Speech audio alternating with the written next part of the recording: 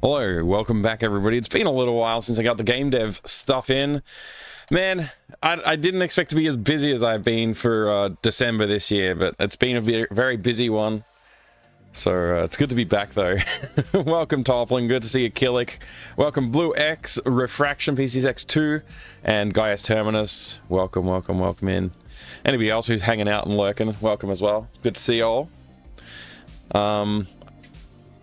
Yeah, I don't remember where we're up to exactly. It's going to be a journey figuring that out today. We'll see what we've got to do, and we'll try and do it. I've also been distracted with working on another little side project that I started, which is making a arcade stick inspired by the shape of the Gravis gamepad, which is an old DOS game controller for IBM PCs. Yeah, it looks like this. Hang on. It's one of these, except this is normally purple. It normally looks like this. Which I've been working on upgrading the quality of the D-pad. The D-pad on these kind of sucks. It's very easy to accidentally press a diagonal when you're trying to press like left or right or down. You'll press an adjacent direction at the same time because the D-pad's kind of terrible. So I've been trying to fix that as another side project for a while now. But the arcade stick idea, I've been sort of focused on that a little bit lately. Hello, Master Gregor, welcome in. Carver, welcome, good to see you. Have you been working on the game behind our backs? I have not, actually. I wish I had been. I wish I was working on the game behind your backs, because then it would be further along. I really wanted the game to be finished months ago at this point, but I I have to accept the truth of the matter, which is that I haven't had as much time to put into the game in the last half of this year as I thought I would, just due to a lot of different circumstances changing and stuff like that. So it's been quite a year, actually. It's been quite a year. It's 2 a.m. Oh well, have a good whatever you're doing over there, Master Gregor.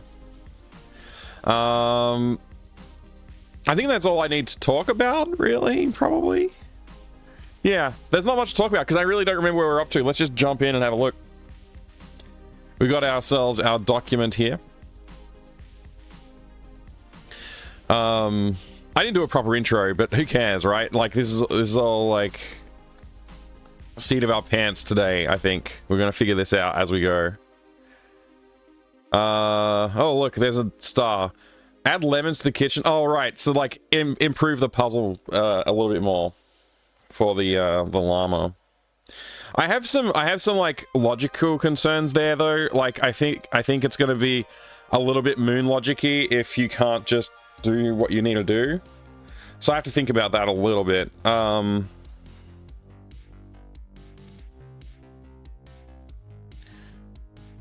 gotta think about it.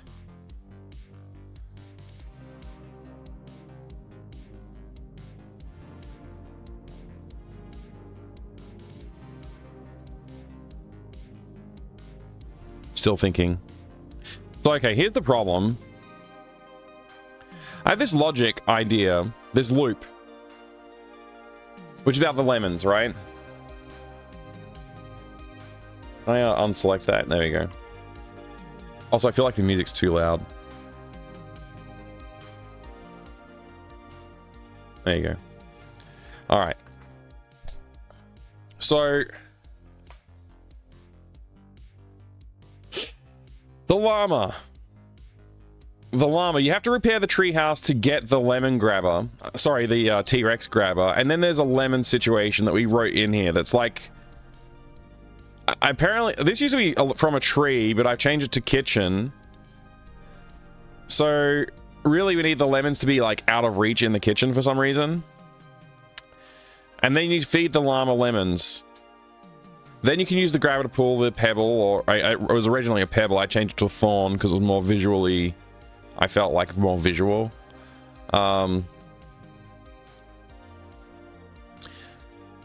we need the duct tape to fix the tap. That's for later in the game. So this part here, though, this part right here,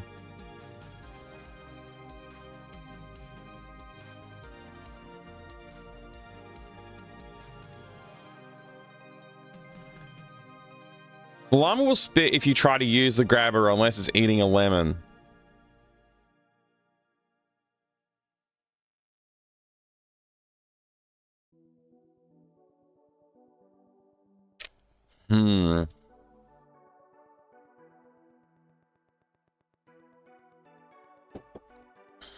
What would that look like?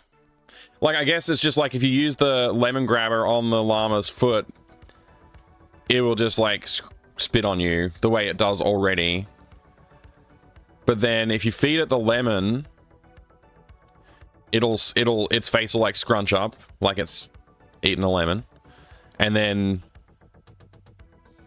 it's another timed puzzle where you have to then use the grabber on the foot. And it can't spit.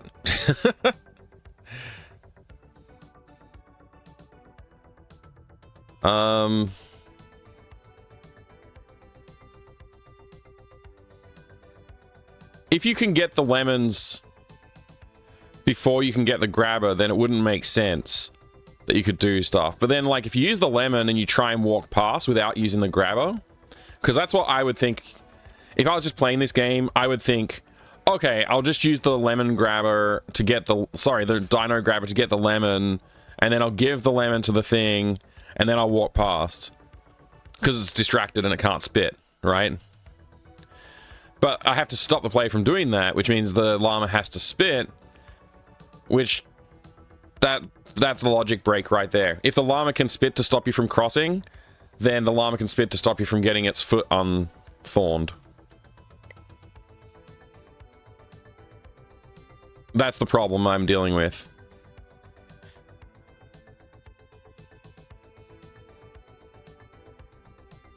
I think I'm expecting some mail, so I was just checking the doorbell. Has somebody walked past in the street and decided to chime. Anyway. So yeah, that's a bit of a logic problem. So I'm trying to think of, like, is there a way I can solve this problem without going too far? Like, you know, I think I might have to just cut that puzzle, even though I feel like there's not enough puzzles in the game. I'm not sure.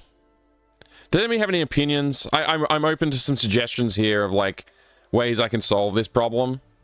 If anybody has any ideas or suggestions for making it so that we can still use the lemons, but still have it, like, make sense.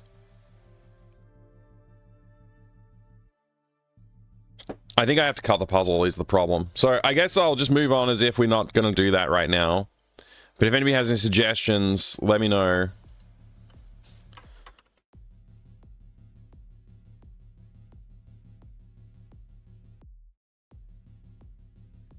I'm gonna highlight this. So, like, the other option is we just ignore the fact that it doesn't make sense. If we ignore the fact that it doesn't make sense and just do it anyway, it'll be very similar to what other games have done in the past, where they just ignore the logic and just be like, we want this puzzle, so we're gonna do it.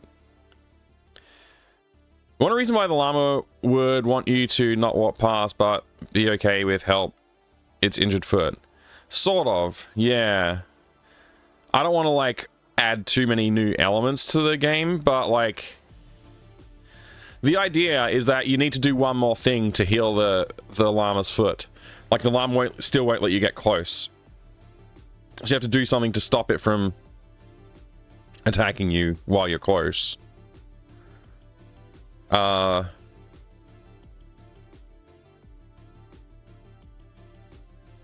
mean, I guess I could change it to something else that the llama's chewing on, like not a lemon.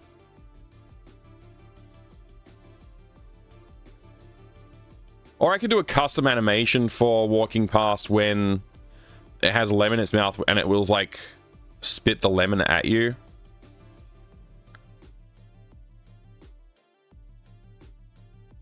It's like lemon juice goes at you instead of, I don't know. Like Zack McCracken on the plane. Yeah, something like that. Temporary distraction for, yeah.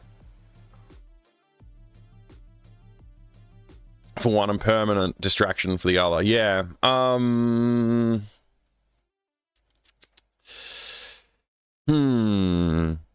I'm not sure. Went to a game shop today, had some more PC games, which I picked up for the cheap. Oh, nice. What's the cheap games you got? Let me check.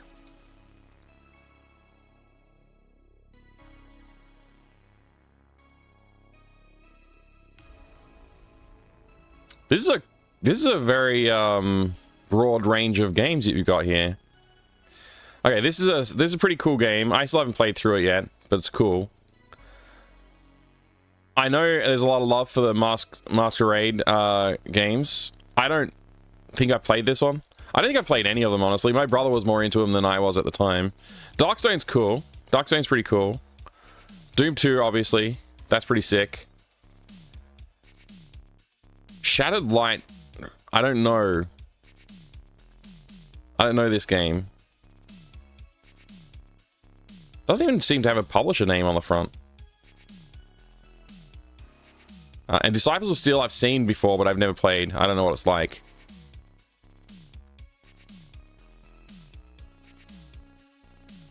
So, like, these are all cheap? Because, like, even finding Doom 2 these days for cheap is, like, quite an achievement, let alone the other games.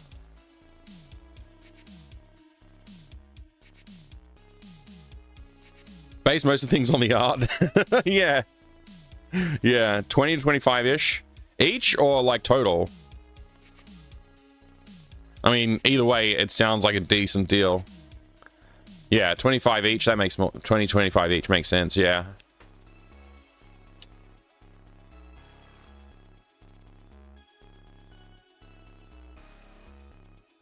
Hey, Adrian, good to see you, dude. You're gonna be AFK for a bit. Okay, good luck. Good luck with whatever you're doing. Thanks for being here. Yeah, this is a really great collection. What's that, like 150 bucks-ish for the lot? It's not bad. Miss 3D Accelerator required on boxes. Yeah, every game has that now, I guess.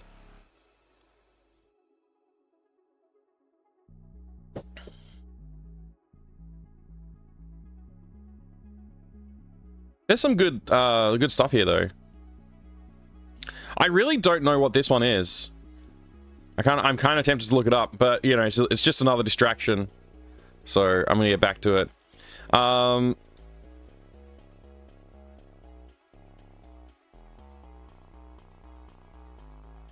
gonna leave the llama puzzle alone for now. Let's just try and finish what we've got. Let's just try and... That's what the point of this was. Try and finish what we've got. Floorboards, painting in, visual clutter, dialogue for using items and solving puzzles. I think we added more dialogue, but I don't think we've rewritten dialogue yet. So that's something we have to actually go through and, like, actually take care of. And last time... Oh, I remember what we did last time. Last time we went and added a cool system. We added a cool system. Did I talk about it here? Decided to tackle object property-based interaction responses. Handle generic messages by checking if there are properties defined. For look response and interact response, and handle the above for hotspot, object, character, inventory items.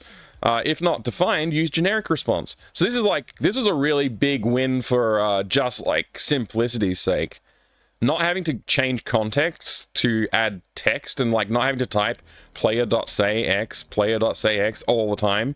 Stuff like that. And now like we even added the benefit of like being able to walk to a thing with the interact. So he'll like walk up to the object before he says like, oh, I don't like whatever the thing is. Like, I don't really think I need that or whatever. So it like just makes the game a lot better. This is going to be great. I'm really happy about that. So yeah, that'll make adding dialogue like a little bit less tedious, which is very, very good. For like, just if like looking at stuff and like, you know, all that kind of stuff, which is, yeah, like I said, it's great. It is good. It's very good. Sound effects. We need to come up with sound effects. I actually was going to try and get Old School J on to have a chat, but I don't know if Old School J is available today. I'm really bad at being organized, so he's probably like, you know, doing something important right now.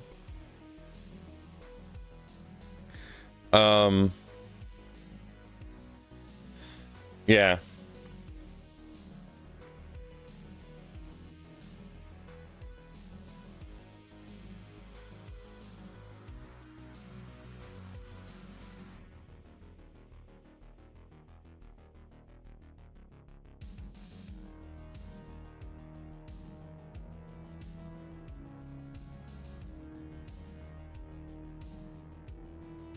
There you go.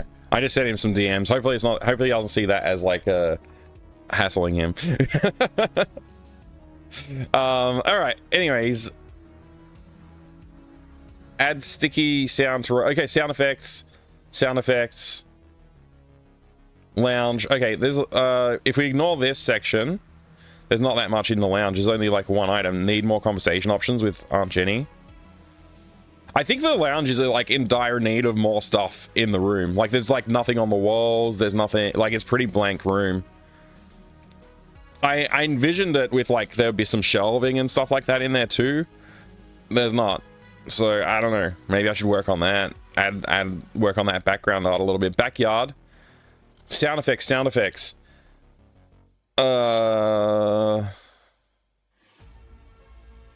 This is like probably more of a challenge than it seems like at first, I think. I'll have to think about that. Add a way to look, interact with stuff in shed.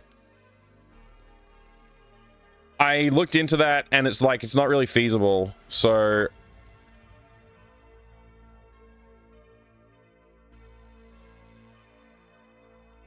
let's just make it gray. And then just say, can't use hotspot because of door, etc. We technically probably could like have, I could technically add a image that is a hotspot for the door hotspot. I could technically solve, this is technically solvable. I'm just being lazy. I'm just gonna call myself out being lazy.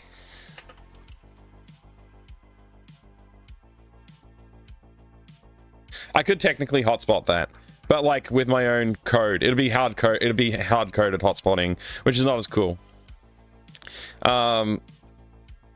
Look, use dialogue for cat. Okay, yeah. These are things I need to do. I think this is something I can tackle. Just adding dialogue to like when you're trying to look and interact with stuff. Backyard 2, looking at Simon should say something, yeah. And this is again just like looking and interacting type stuff. Interrupt dialogue needs to wait. Yeah, so this is something I need to work out. Like, I want non-blocking, but blocking. It needs to block conversation, needs to block other dialogue, but not block anything else. Which is like, I think impossible if I'm using the standard engine.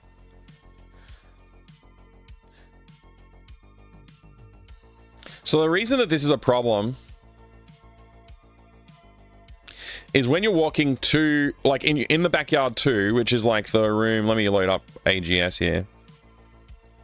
In the room with the tree and the tree house and your little brother and such, which is backyard 2, we have the need for the character to be able to walk to the back of the room to climb over the fence.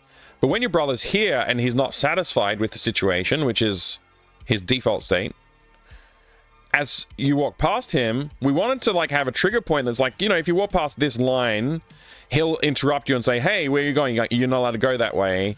I need you to solve a problem for me. Suzanne likes cake. Hello and good to see you. And then the character needs to turn around and walk back. So when the player is like going to walk out that direction, we need to stop that instantly.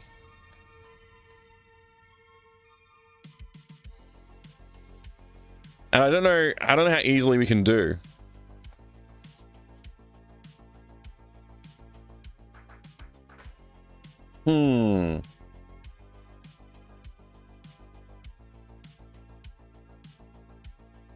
Got to think about this.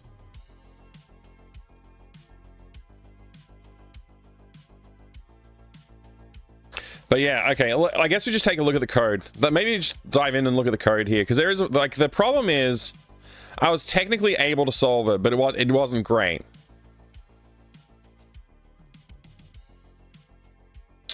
See this say background? See if player's Y has crossed the 144 mark, which is 144 is like somewhere around here.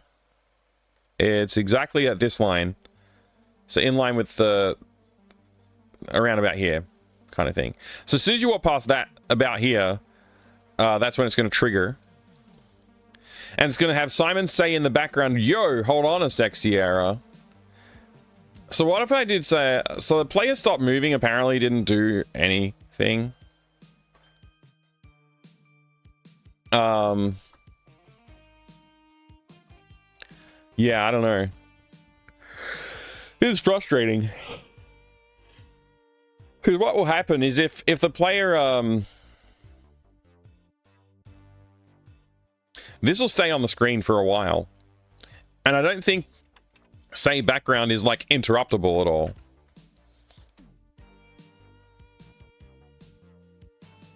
So I don't know if there's a way to say like clear the say background stuff or something like that. Like if there was like a C Simon dot stop speaking.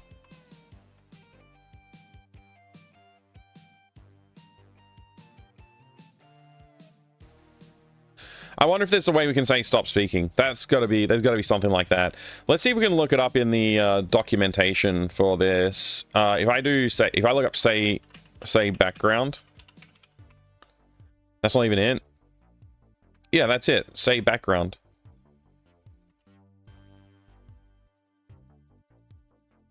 Okay, so say background is here. Stay on display. Wait.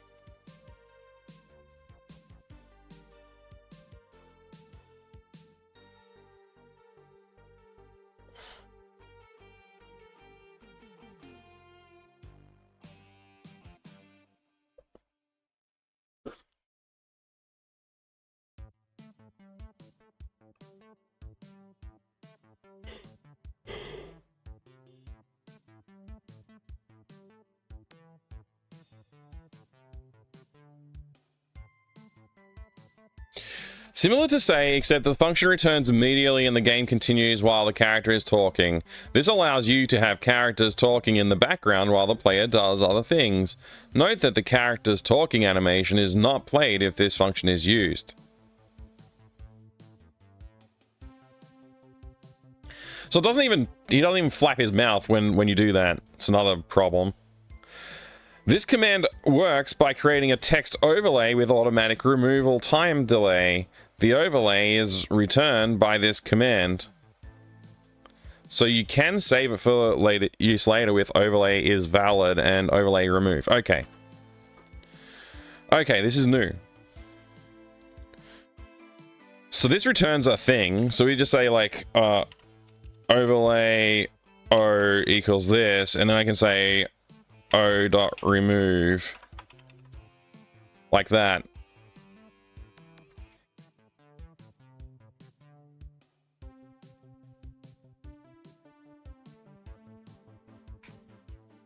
That can't be all. Oh, it's in dialogue that we do the other ones. So we gotta go look at our dialogue scripts.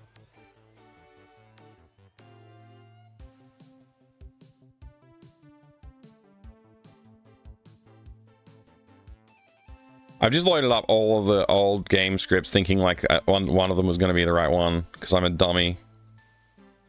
Alright, Simon can't leave. I think maybe this is it. Okay, so this say background. I just gotta say overlay grabber equals that.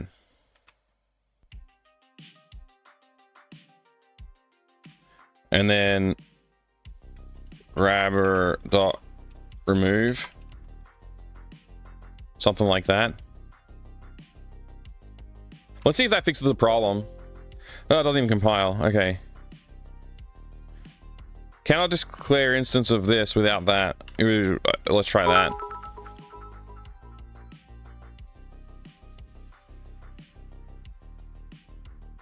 Oh! Basehole cheered 100 bits. My sub notification didn't make a noise. Basehole, you legend. Thank you so much. Yeah, it's different. I need to look that up. You know what? You're absolutely right. I gotta fix that. Let me fix that. I don't know how to fix that quickly. I'm gonna fix that. Basehole, thank you very much for the resub. Thank you for the 100 bits. It's something I keep thinking like, oh, while I'm offline, I should fix that problem, and I have never done it. Because I just don't think about it, I guess, properly when I'm like, it's like, yeah. I stop streaming and then everything that was in my brain falls out of my brain. So I think that's the alert box, right?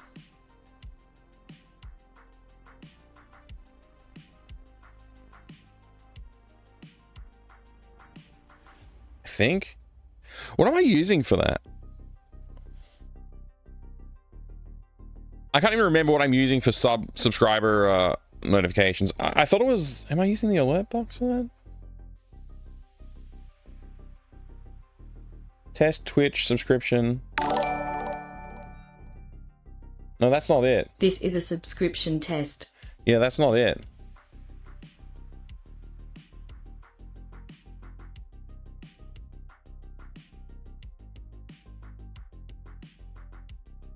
Maybe I'm using Twitch alerts, which makes it harder to plug in, I think.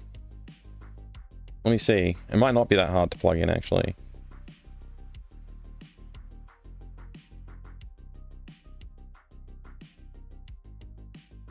I'm gonna try and solve this right now because I keep on forgetting to do it.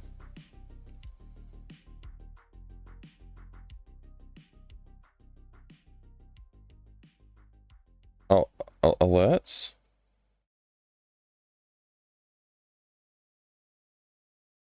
Edit alerts?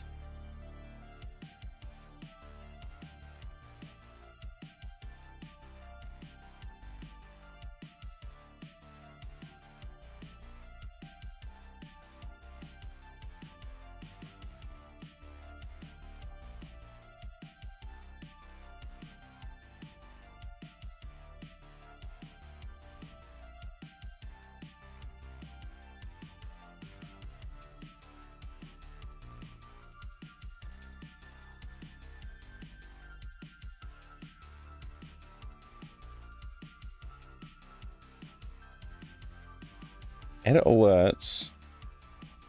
Follows, subscriptions.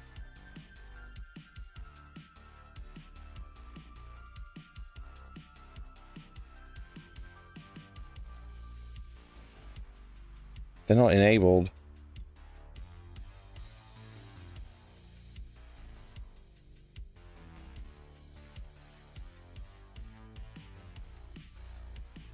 I'm gonna work this out. It's gonna take me a minute.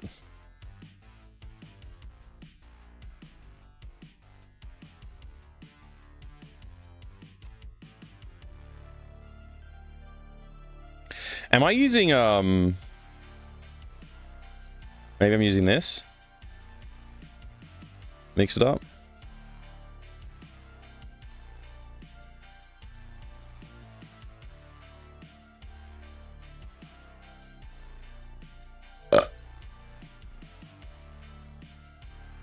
No, this is not it.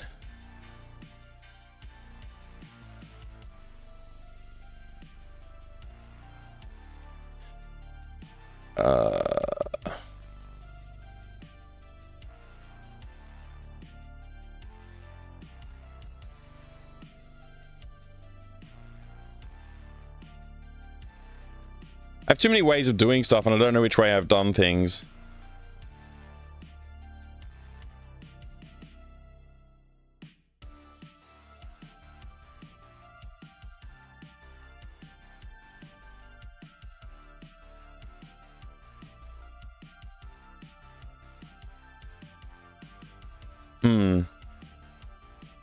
I have to switch scene collections, I think. I don't know how this will work, but I'm just going to quickly switch over to the other one. Be aware, it will make a loud noise, most likely.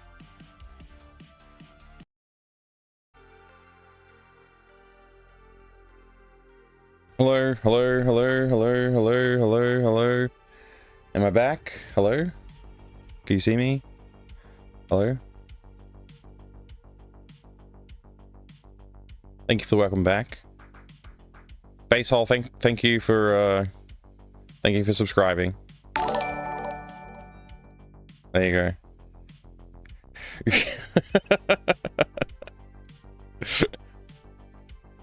go. That was not as easy as it should have been.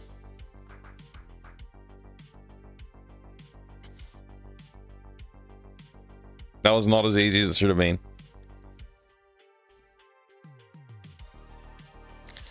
Back to work.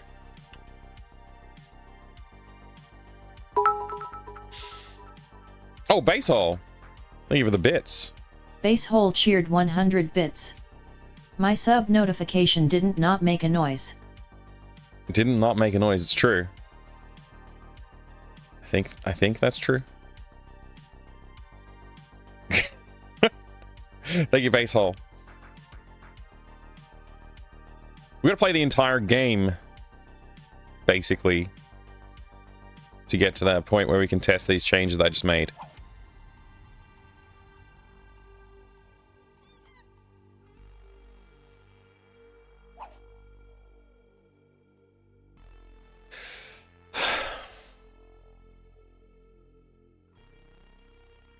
I can't keep ignoring this bloody problem with freaking game maker. Freaking what is this goddamn tool? Base hole cheered 100 bits. I started streaming on about August 14th, 2020, and I'm still learning what works for me. I welcome suggestions, tool recommendations, and any encouragement you might have. Wow. Base hole cheered 100 bits.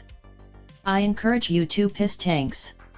Thank you, base hole, for the several hundred bits at this point. Where did you pull that description from? That's like in my About Me section on my main channel, right? That's in the About section, yeah. Maybe I should update that to say, I started streaming August 2020, and I still don't know what I'm doing. At this point, suggestions probably don't mean anything. Like, I'm never gonna be better.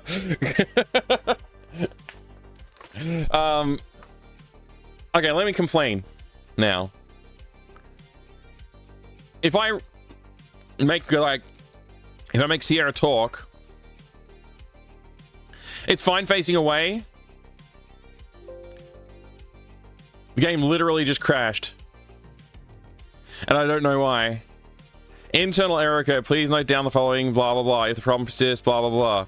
Error, run script function, error 18, trying to run hotspot 9, look, room 12. Oh, it's because I deleted it but didn't delete it. Because this engine sucks ass. It's the worst engine.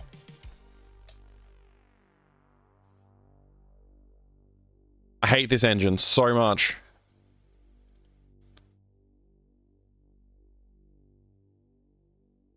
Delete. Delete.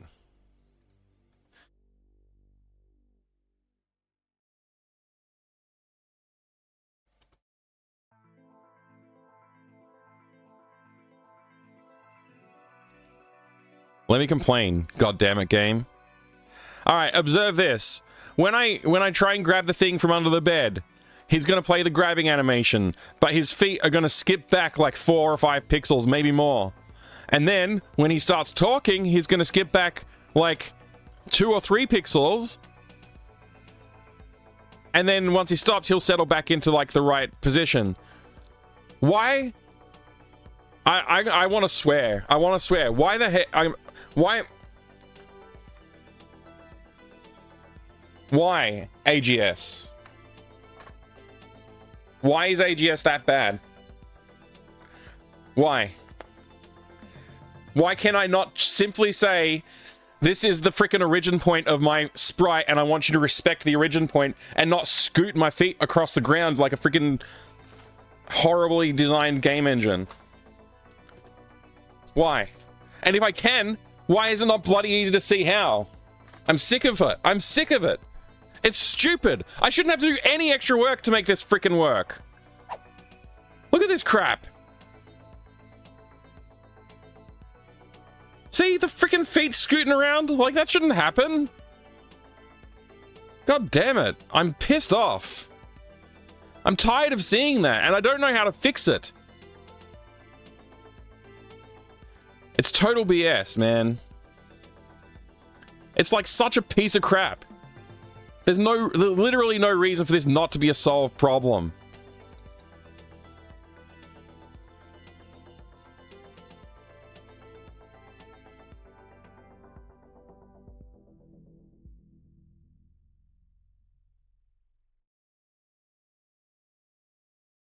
Look at this.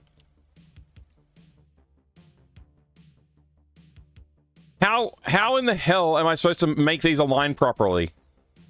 Looking at it visually, how is that different than like this, right? Like this pose,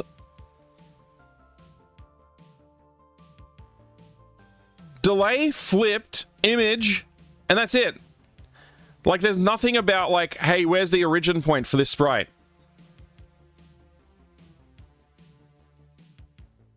Hotspots for animations, frames weren't inverted until click and play, so they couldn't use it in AGS, which was created in AGS.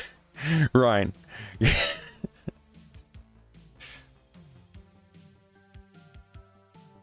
The thing is, I even made sure that all of my resources were centered properly. Like, everything is aligned perfectly in my source assets. Why are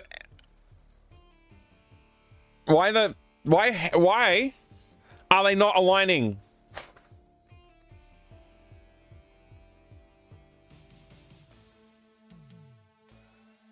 Oh, that's good, Tolplin. That's very good. Hey, if it doesn't, like, if he's making the money he needs to, then that's great. You know, good market. This pisses me off so much. I don't want to see this shit. I'm tired of it. Like,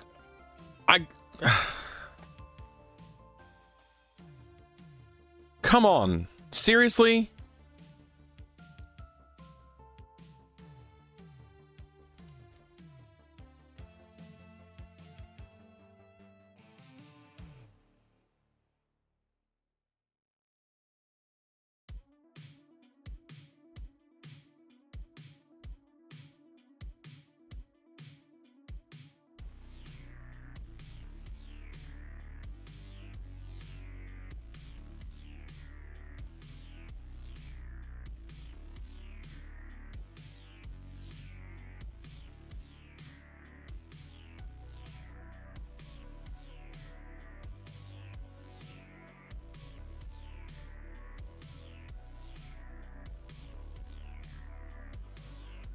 Like, internally, there's probably some bullshit that's like, oh, this is where the origin of, like, the maximum width that you ever are in this animation is this wide.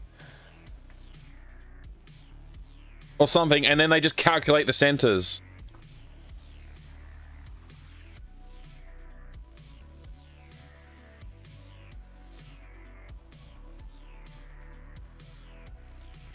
So what, I need to, like, put, like...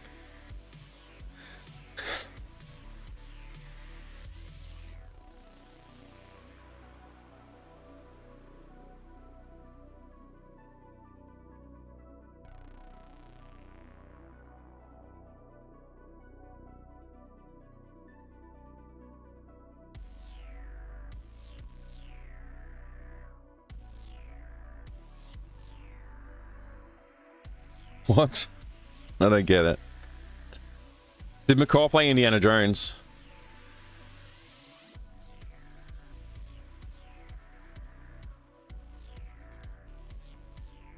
Oh, I saw his teeth.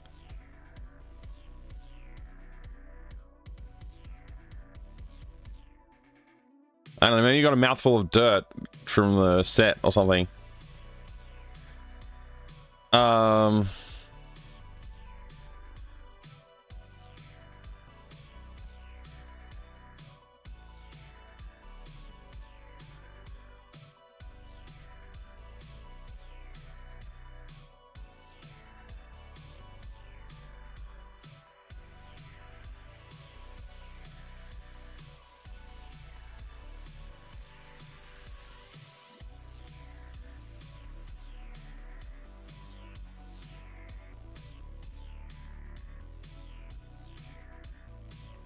Why is it truncated on the side?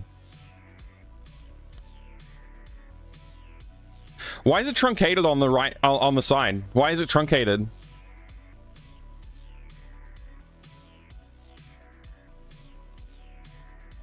Why are these truncated?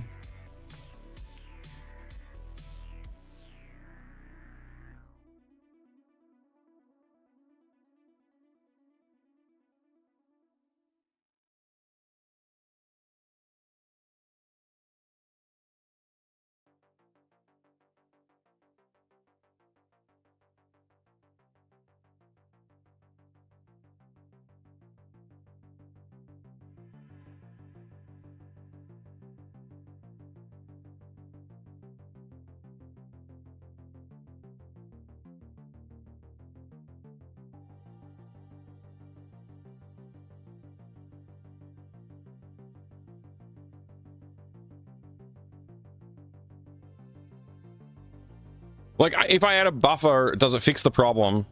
Because I'm pretty sure it doesn't. I'm pretty sure I tried that. Let me edit this.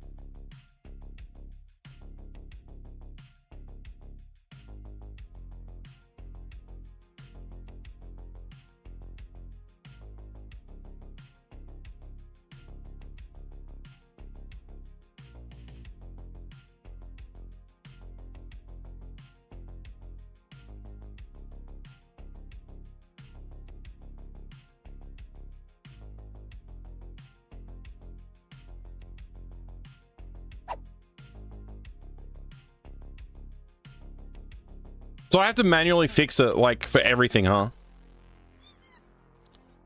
I have to manually fix this stuff?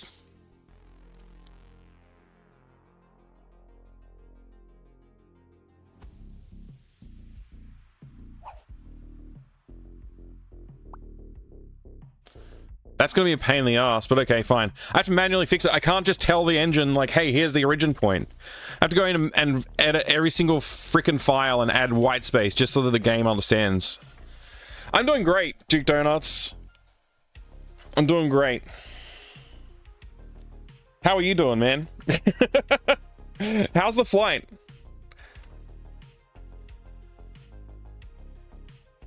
Well, how was it? How was the journey?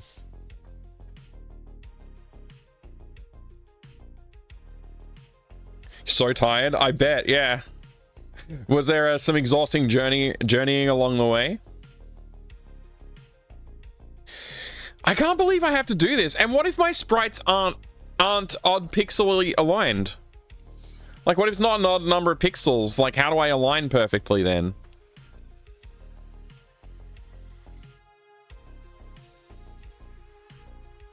Like, I hate that I have to do this, like, manual work. Like, I should be able to just...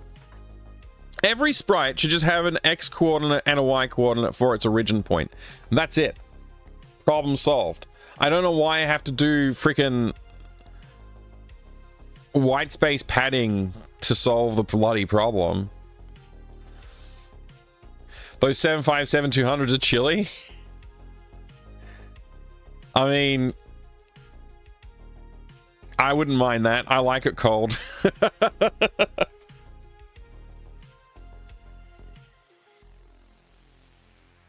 There has to be a way. There has to be a way to just be like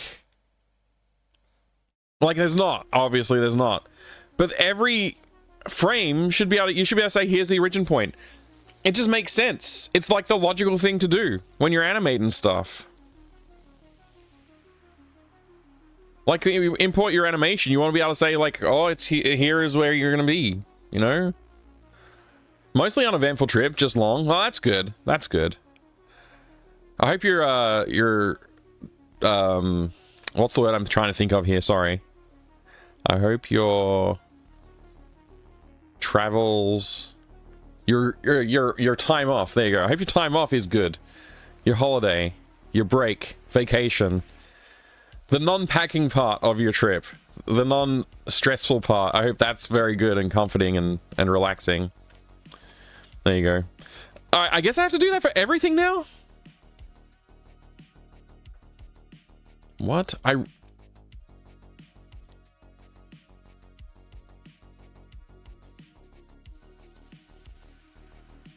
So from here to here, I have to do the same thing to that file. Ugh. How frustrating.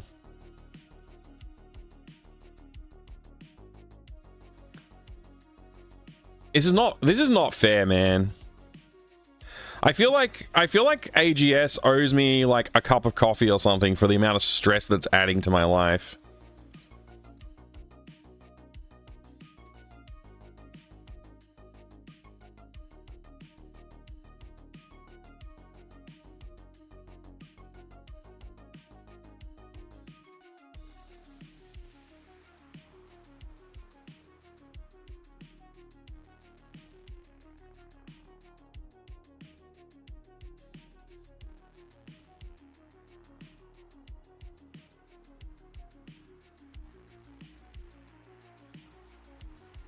So I just have to add all this white space just to center the sprite properly. And I don't even know, like, again, is this odd or even? This is 87 by 80, so this is odd. So this should look okay, I guess, as well? Maybe? File save? Yeah. Okay. This is nonsense. This is some total, utter nonsense, man.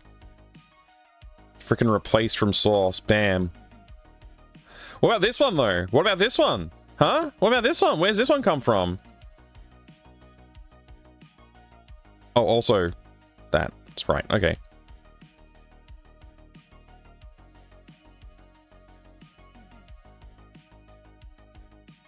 All right, now I close that, and then everything gets realigned.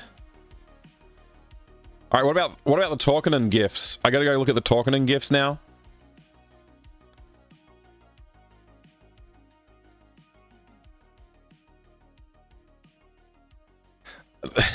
This is frustrating.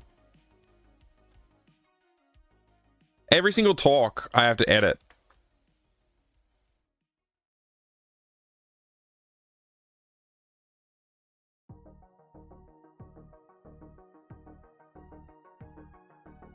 It's gonna be fine. It's gonna be fine, everybody. Don't stress. Don't stress.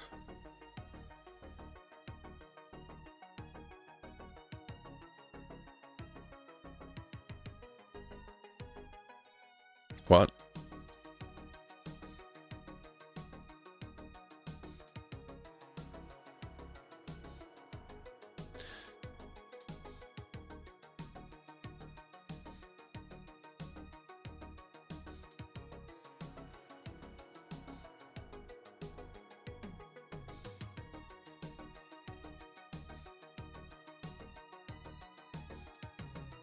That's a lot of frames, dude. Oh, okay, that kind of explains it.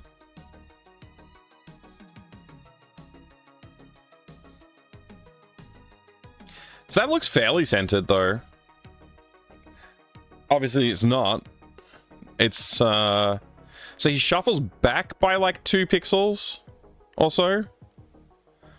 So I guess you just want to do, like, a...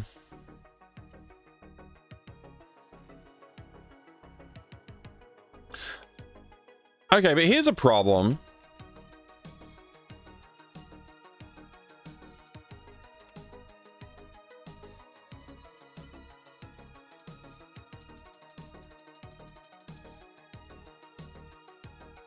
Let me just try out. Let me just explore this situation one more time.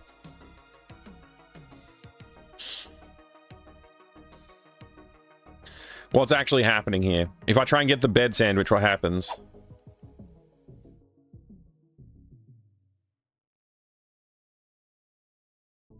So he's off by like, how many pixels do you reckon that is? Like 3 or 4 pixels? Maybe 3 pixels? So I just take like...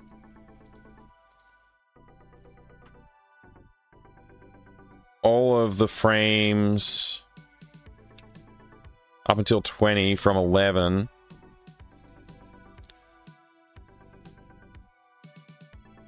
And I just like move 1, 2, 3 pixels that way.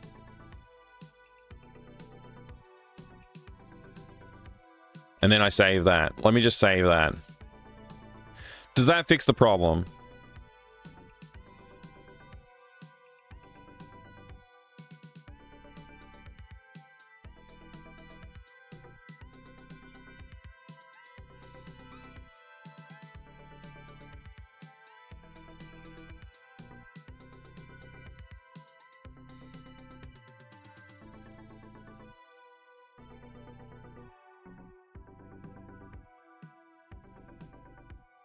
Hey, Crusader, good to see you. Don't stress. Oh, I'm just annoyed because this is like a problem that I've had for so long, and it's just like, why is it a problem? It's just a problem because they decided not to add a simple function to the game. Like a super simple, like, hey, where's the offset for this character? Like, just where's the offset for this frame? If I could just set that, like, here's the default offset for the frame, and then if I ever need to change that and adjust it so that, like, it doesn't bounce around while it's animating, then that's good. You know, like, I wouldn't have to worry about it. Let's see what happens now. I think he went back by 1 pixel, so I moved him 1 pixel too far. So I gotta go these frames. Whoops. 1 frame, file save. Close that. Edit this. Select all those. Reload from source. Close this. Do it again. This is not okay. This is a huge waste of time.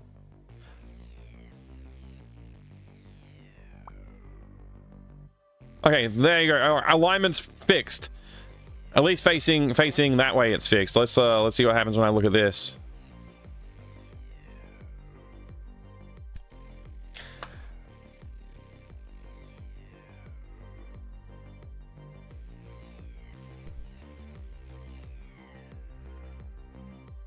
Now it's 2 pixels too far in the other direction.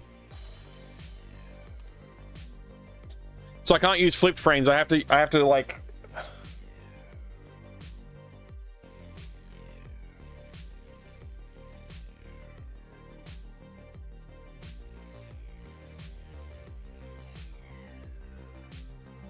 Do I have the same problem when I try and grab? Not really. Well, he rotates when he does the grab, so hard to say.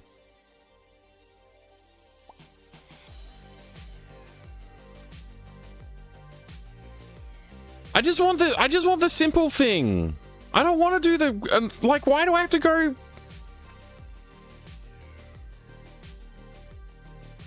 I just want to copy and paste cells. I'm going to complain about this program now too. This program's also shit. Control C. Add a blank frame at the end. Control V. Nothing. Nothing. Does nothing. Control C. Control V. Now it does it. It's like, why? Why is that a problem? And also, do I have an extra frame or something? Shouldn't it be like 11 until 20? So it should be 31 until 40. Why do I have an extra frame? What's happened here? Oh, did I accidentally grab frame 10? I might, in my frustration, I might have grabbed frame 10. Delete. Oh no, that doesn't delete. That doesn't delete the frame. That deletes frame. God damn it. Okay, whatever. That's my fault. That was definitely my fault that time. All right. Now I gotta flip these, and then I have to align them. I guess I have to align these two somehow. Hey, which way was he scooting?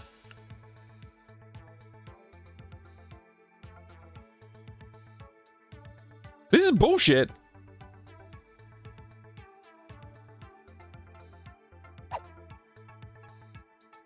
He's scooting forward by like what?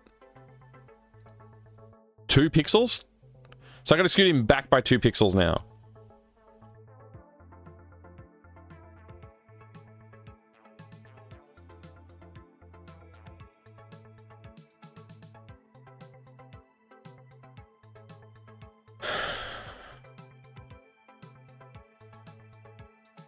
And then I have to use these frames. I have to import these frames.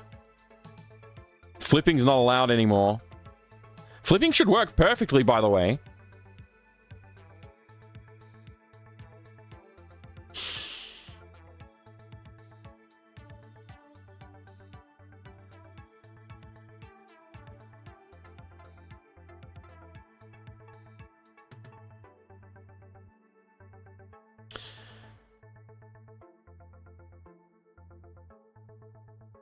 Okay, this is because I'm an idiot, but like still this is frustrating, okay?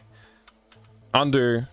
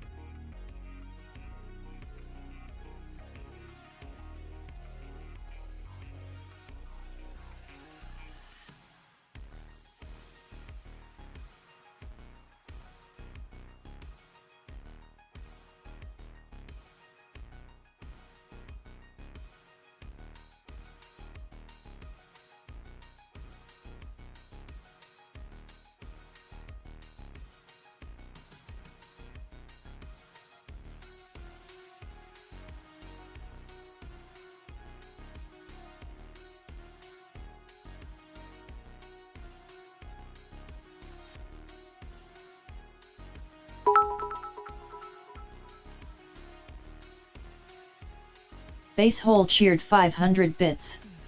Oh, this guy is gonna boil over.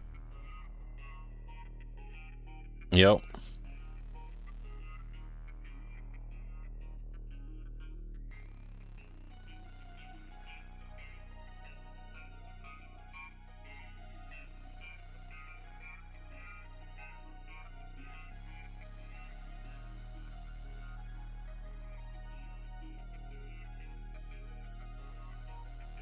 Thank you for the 100 bits. I appreciate that. Wait, that was 500 bits. Thank you for the 500 bits.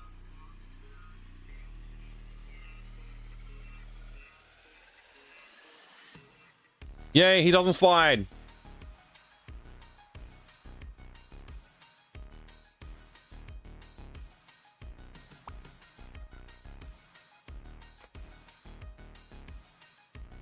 Oh, thank God.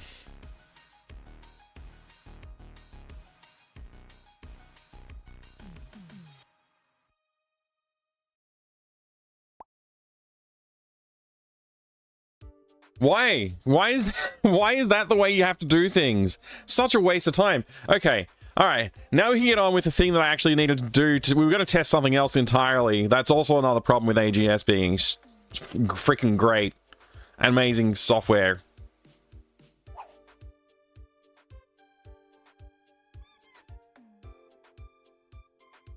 You shoveled some snow? Oh my gosh, good. That's awesome, dude. I have not shoveled snow ever in my life. I'm a blessed Australian. AGS is perfect. Yeah, it's the most amazing software ever. Nothing wrong with it.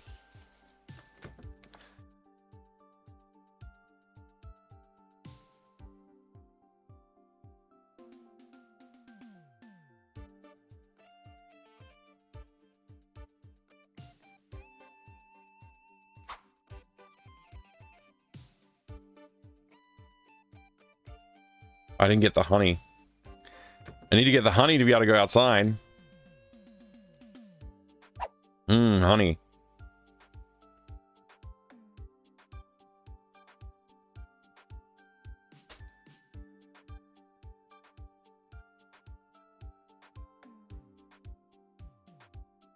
Why? Why have you done this?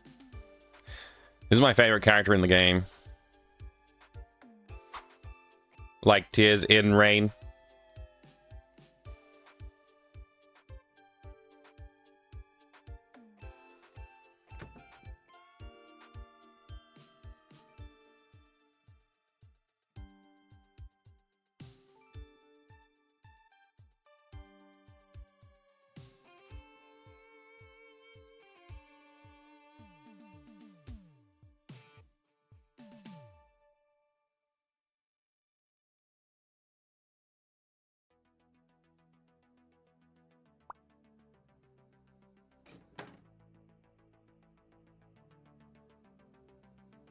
Okay, we can test the thing now.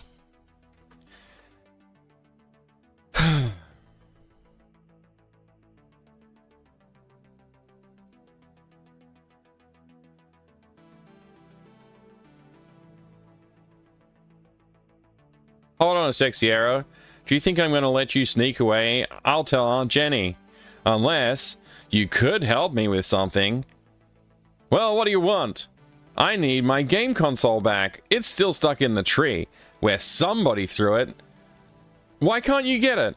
Well, first, it's too high. Second, Calamity is being really aggressive. And C, you're a jerk, and I'll dob on you. Joke. Back. Why is Calamity so upset? There's a thorn stuck in her foot, and she won't let us remove it. I did have an idea, but I can't do it. What's the idea? Maybe I can help. Well, the reason we can't pull a thorn is Calamity won't let us get close. So if we use something to reach over a longer distance, oh, yeah, we should use the Dino Grabber TM. But where is the Dino Grabber TM? Glad you asked. Dino Grabber TM is right up there in the treehouse. Oh, great, we broke the ladder. Let me get back to you. Bye, This game's great. It's the best game. Nobody makes games like this game. This game's too good for everybody else to make. Only I could make this game.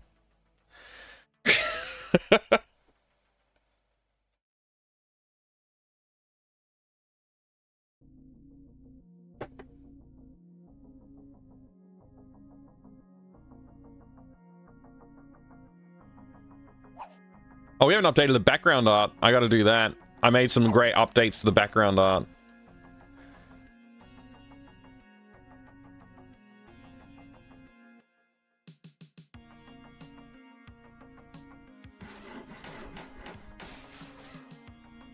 Look at how sick this skateboard is. Duke Donuts, look at my sick skateboard. Basehole, look at this sick skateboard. Adrian Bauer, look at this sick skateboard. For Tree Crusader, not being you, look at this sick skateboard. VGR Corp, Torflin, and Serpens, and everybody. Look at this sick skateboard. Shazam likes cake. Look how sick this skateboard is.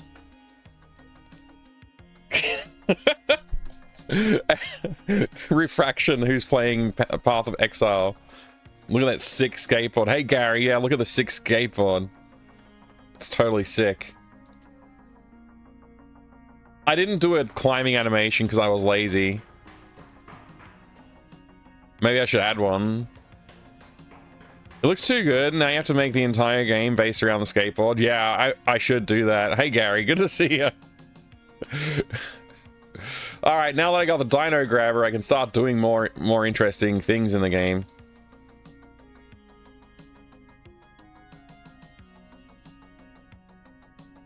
I appreciate your strategy of bugging everyone. I enjoy it. I employ it every day.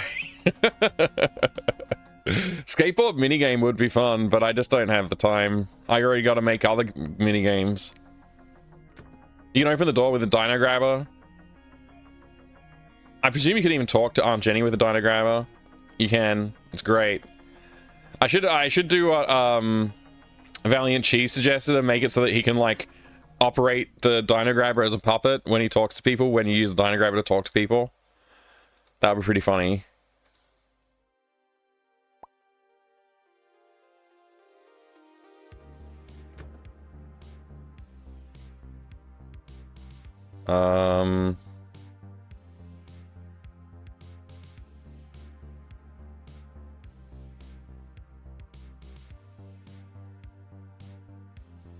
Perfection.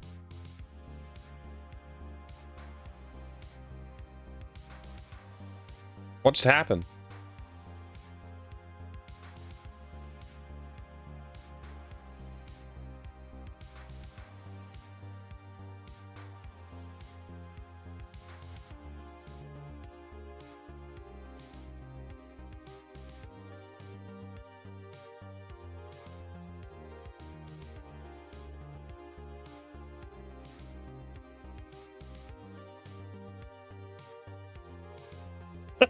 I really broke things, didn't I?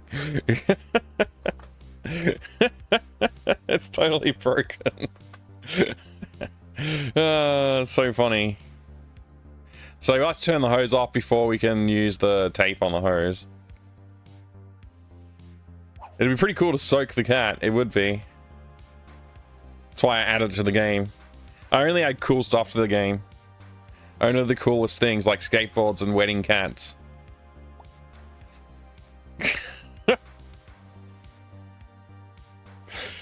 I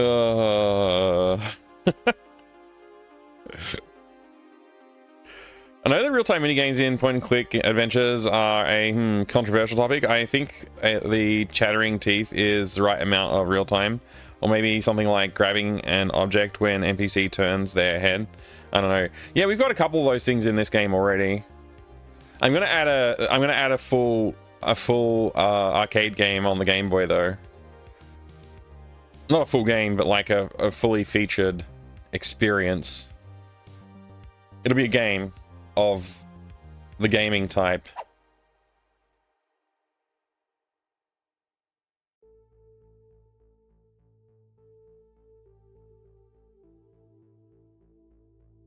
I'm gonna admit that I really don't like the slight profile view that is this one. I don't like the way that looks. I prefer this look by far. This doesn't look as good. This looks better. I don't want to fix it though. I can't be bothered. Don't make me fix it.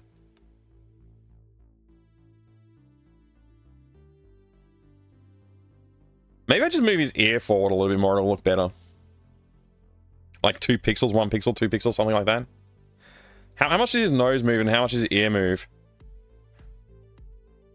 So his nose goes right to the center and the ear barely moves. I think the ear needs to move further. Anyway.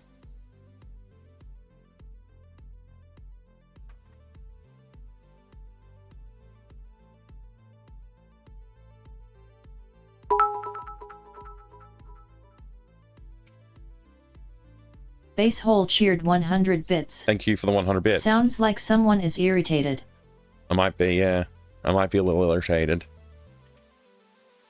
I don't know. It's what? Okay, I'll tell you what the real problem is. The real frustration is this game. I wanted this to be finished ages ago. It's not finished yet, and I'm over it. I'm over working on the game. I just want it to be done, and the game should be done by now. But I keep on finding new things to get annoyed by, and not. And every time I find a new thing that's not done, I get annoyed by it. It's annoying. I want the game to be done now. That's where I'm at. Oh, irritated. There was a pun. There was a pun? Well, now you got the truth. You pulled the truth out of me with a pun. Hold on. I like the pun though, it's a good pun. I should actually say the real-time minigames are probably fine, so long as they are optional and aren't relied on to advance this game story, but who knows. Yeah, I'm gonna make it the most annoying version of, like, you have to get really skilled at playing shmups, otherwise you can't finish the game. I'm not really gonna do that. I am gonna make it so you can skip it, but I'm also gonna make it so it's like hardcore. Like, good game. The problem, okay, here's the real problem. So many adventure games of the past that I've played that have action sequences, like arcade sequences, the arcade sequences suck and they're terribly implemented.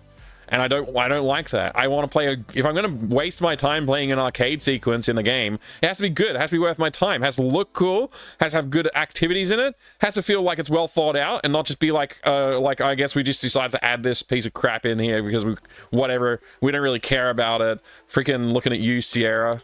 Freaking early games from Sierra, those AGI, like, or whatever they were, the early Sierra games, like freaking Space Quest with the hover car thing. That was terrible. What a waste of time that was. That was a bad game. And like the thing is, there was plenty of great games around at the time they could have like just copied. They could have made it sick. It could have been like a freaking Outrun clone. Or like, I guess maybe Outrun wasn't out yet, but there were games like Outrun earlier, you know, those racing games like Enduro Racer, Enduro 500 or whatever it's called, on the freaking 2600. That was a sick racing game. They could have done that, but they made it crap. Piss Tank's minigame would be sick, except I can't spend that. That's like way too much time to implement it.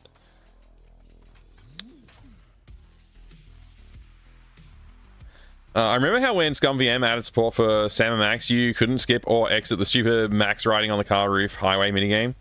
And it was like, no one enjoyed the car riding minigame in Sam & Max because it sucked. Yeah, they do a terrible job and then it sucks. It's not fun. And it's like, conceptually cool idea. Like, freaking look at all the auto runners that you got these days. Like, Sam & Max rooftop car thing could have been an auto runner. And it would have been sick. It could have been Cannibal, you know?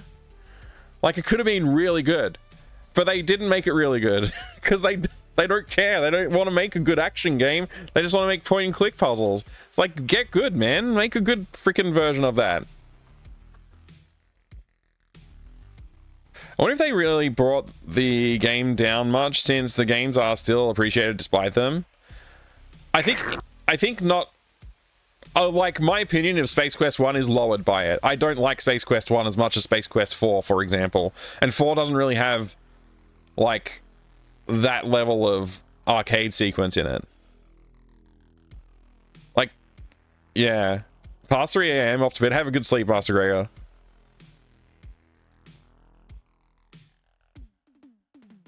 In the real game, you can just right-left click to exit at any time. Yeah.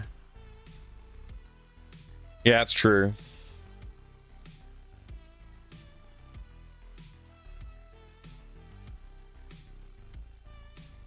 Yeah. All right, day 53. Fix animation alignment issues by editing the source files, because AGS doesn't have the obvious animation frame alignment stuff it should.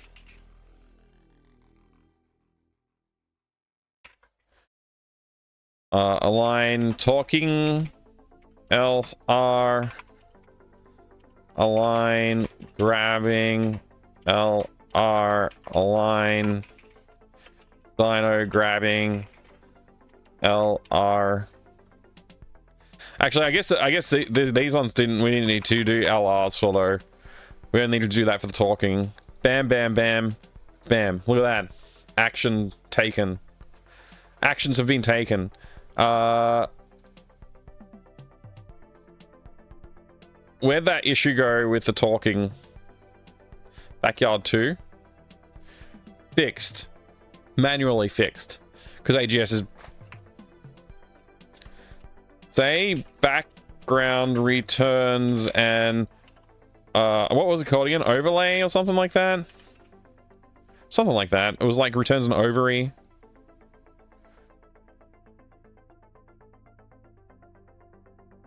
overlay. Returns an overlay.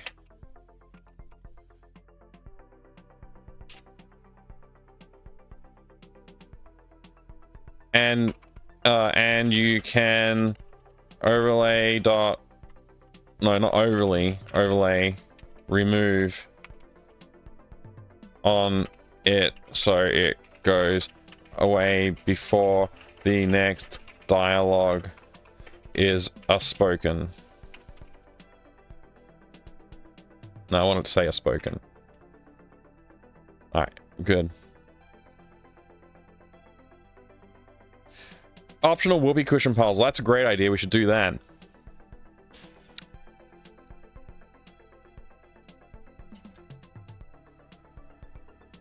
Hey Shinjin Men, good to see you.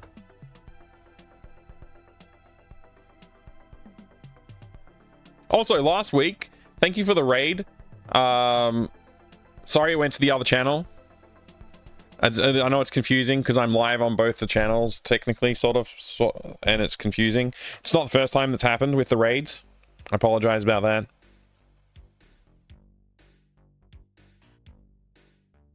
that. Progress is being made. This is good.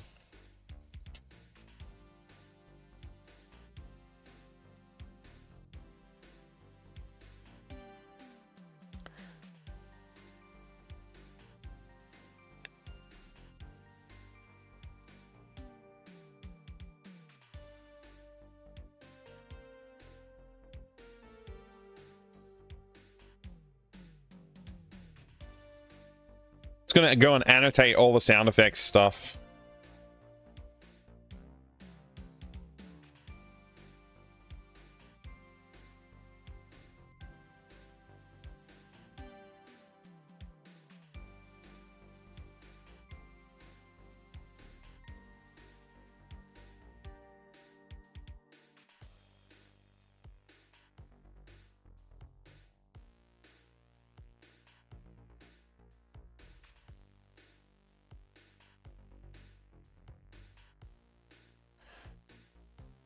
Okay.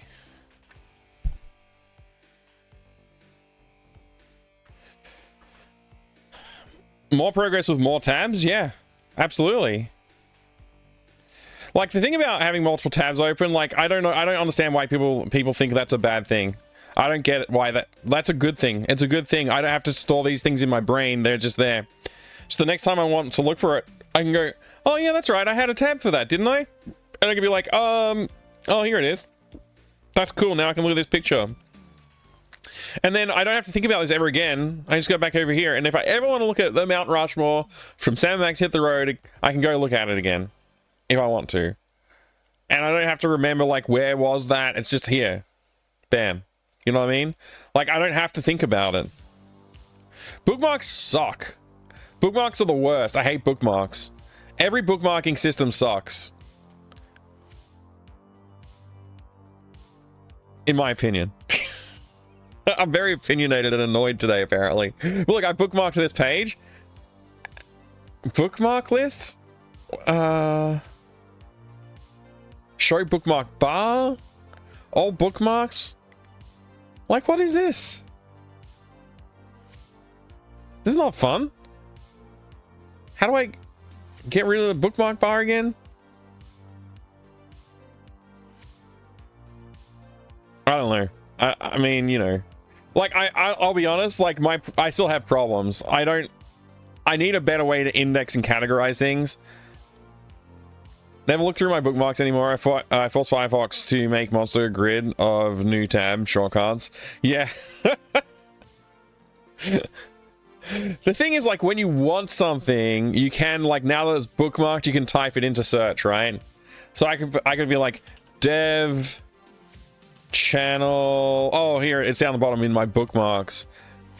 It's in bookmarks, other, right? So, and then I can switch to that tab even, which is helpful. So bookmarks in combination with tabs is probably like a good solution. Why did I add a new thing here? Did I do that? Was that me? Okay, whatever. We gotta do work, everybody. As distracted as I am today, and clearly frustrated for some reason. Floorboards.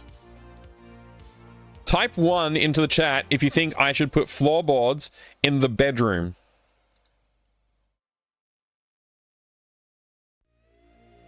Or should I leave the floor as is?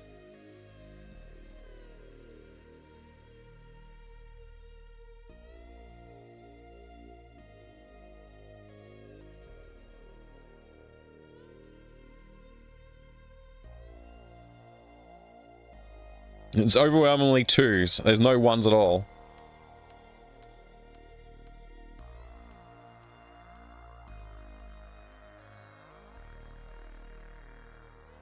Only evil people have bare floorboards in their bedroom. all right, fine. I'm crossing it off the list. It's basically the committee has decided we don't care about floorboards. Visual clutter. Sorry, visual clutter. How do we feel about the visual clutter in this room? Is there enough? That's okay, basehole. It's okay to be distracted. Really good. We don't need to add more stuff. Plenty. Looks good in my opinion. More would be busy. Looks good to me. Okay, all right. So we don't want like have like a Bowie knife or something on the table here. Like maybe stabbing into it. That'd be pretty cool.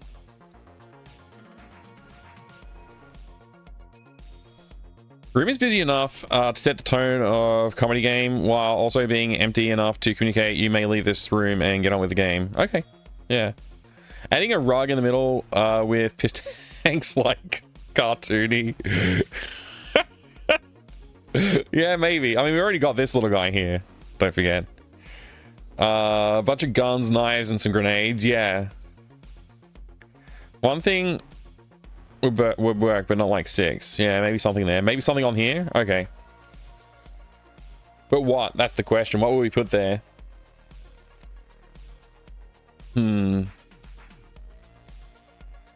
What about a magazine?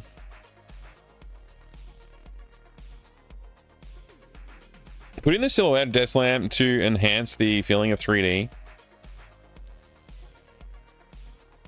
So like a desk lamp coming up out of here somehow.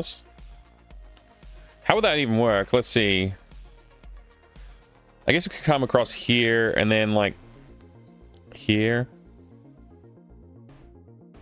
The magazine would be like a UFO magazine. Let me see.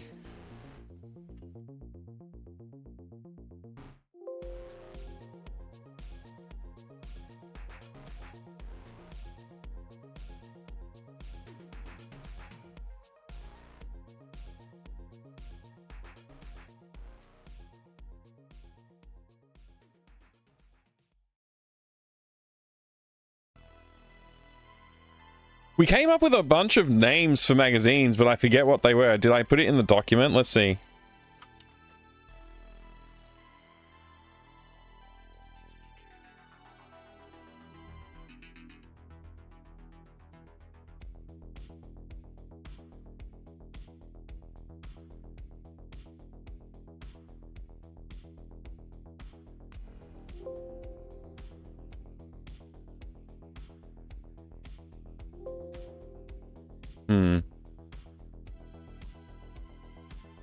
Dino Weekly with Dino Grabber, that'd be pretty funny, actually. I could let's try pixel arting in some magazines.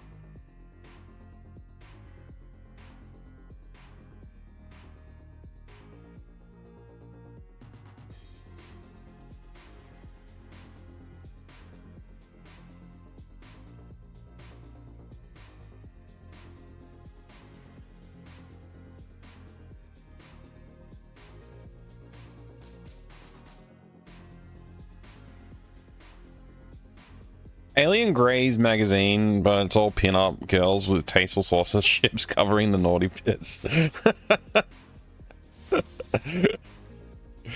Weekly World News is something insane. Headline like aliens turn my husband into cheese. Yeah, that'd be good. That's kind of like the vibe I want to go for. Is something like that. Yeah, exactly like that kind of deal.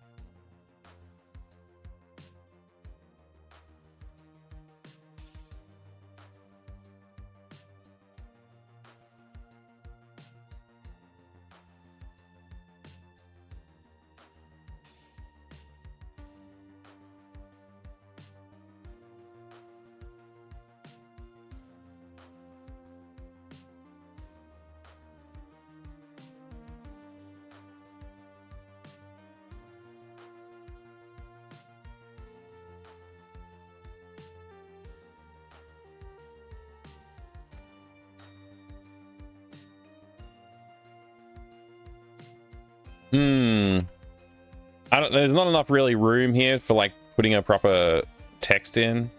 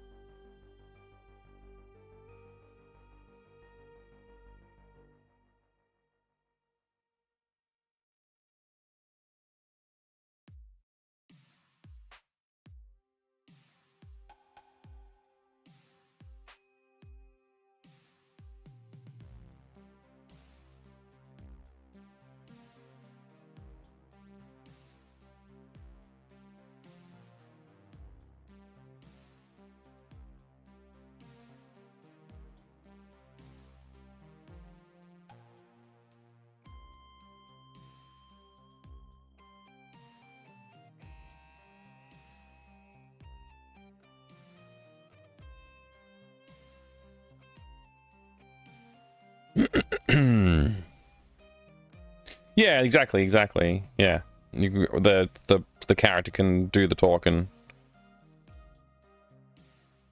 Oops, didn't mean to do that.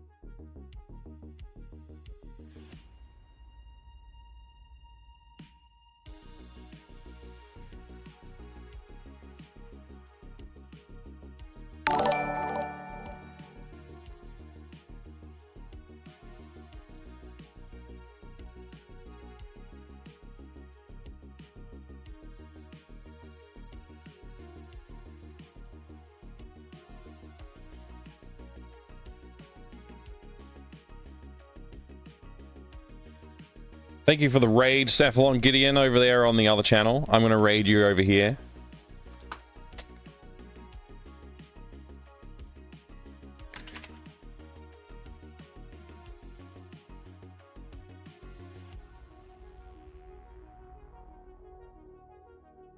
Welcome, raiders.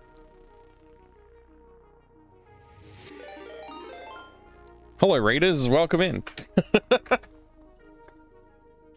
Cephalon Gideon, thank you very much for the raid. What were you up to today? This is not the first time that's happened, so I've learned my lesson.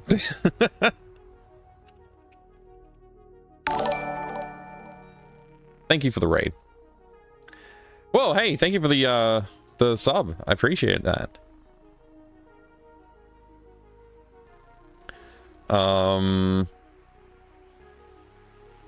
Basehole, thank you very much for gifting a sub to Cephalon.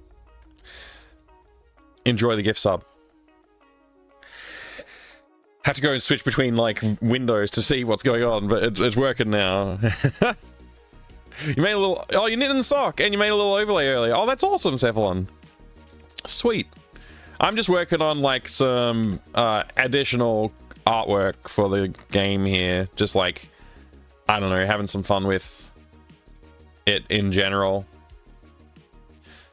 Trying to not be as annoyed as I have been lately. I've been pretty annoyed lately with the game engine that I'm using. It's getting annoyinger, more annoying. This doesn't say anything. I'm just putting blobs down to make it look like it's a magazine title, I guess. That'll do. All right, let's see now. What if we did this? What if we did some like little.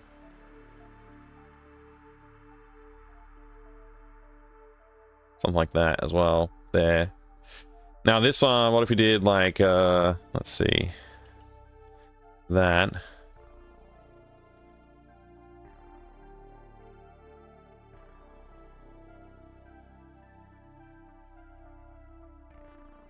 There.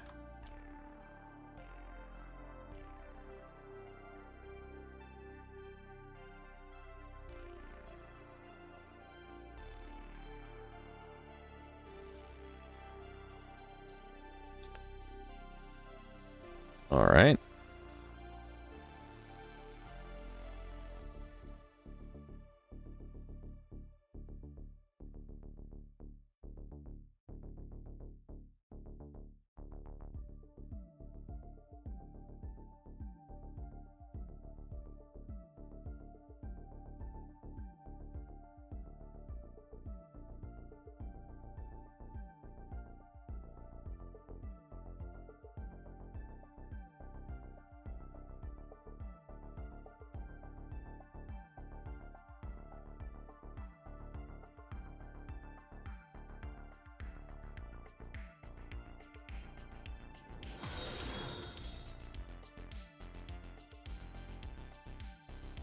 Thank you for the follow. I appreciate it. I have anonymous follows on the channel, so feel free to lurk if you would like to.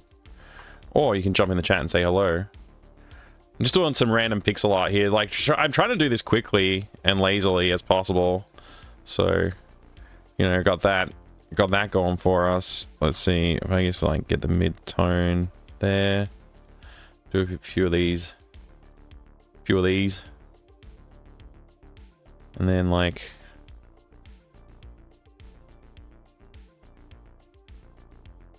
that maybe.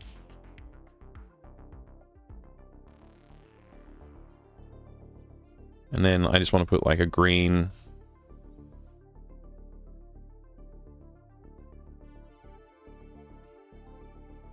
Couple of green dots on this.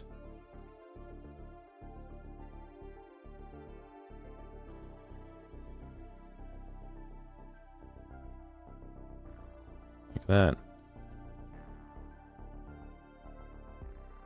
And then a red circle or something.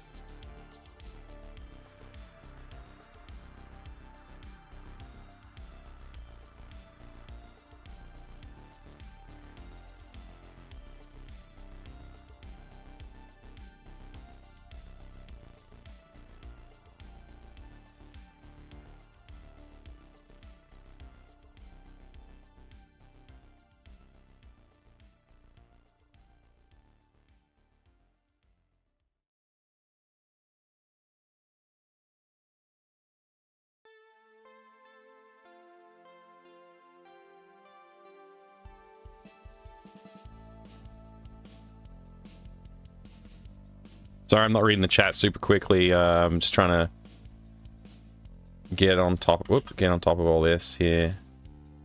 Something like that. Maybe that'll work as a red circle-ish. Sorry about that. Yeah, so thank you, Ren, for the raid. I appreciate it.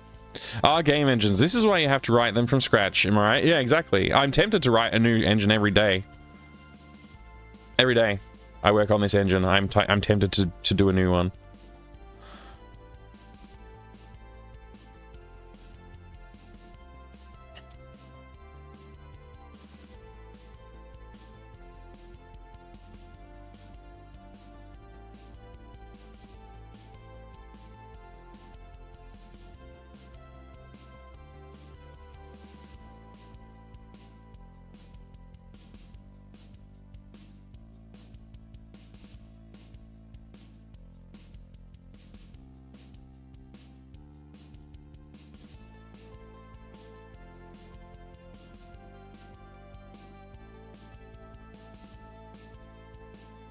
That'll do. That'll do. Couple of magazines.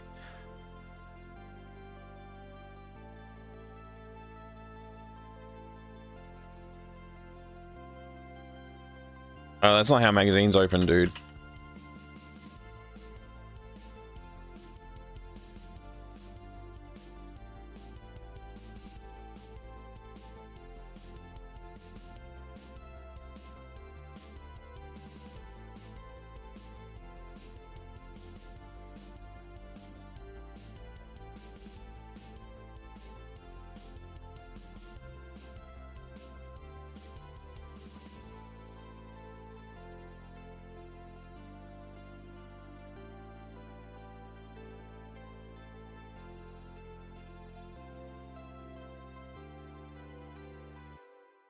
Good.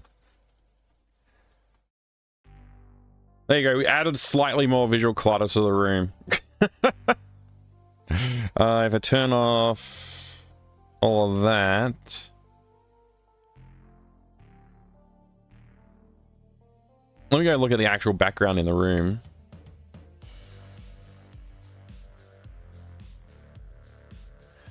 So we want to put it in this background. Where did I even, like, source the background from? I don't even know. Let me just export the current background. It's not organized enough. It's too unorganized. Bedroom, that's right. Current bg.png, I guess. And then I can just open that. Well, I have all these open Sierra folders from before when I was messing with the sprite. That's annoying. Sierra's house, bedroom 1. It's really heating up outside. It's like it's only 28 degrees, but feels warmer. Current BG, there it is. Open that.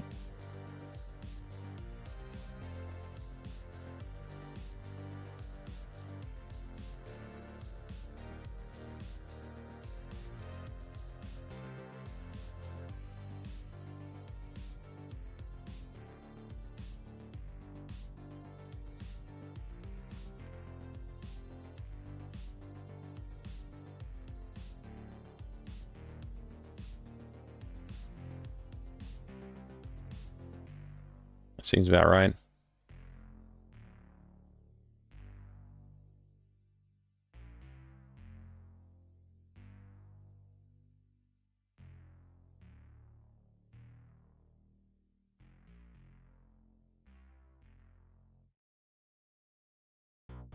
Cool. Hey Jay, good to see you, dude. What's up, man? Hope the day work is going good today. Sorry I couldn't pop in by earlier. No problem, man. No problem at all. I can have some of our horrible windstorm and sideways frigid rain if you want. I'm over it. I'll take it. I'll take it. Anything to get away from the heat. Does Sierra swap their floor regularly? What do you mean by that?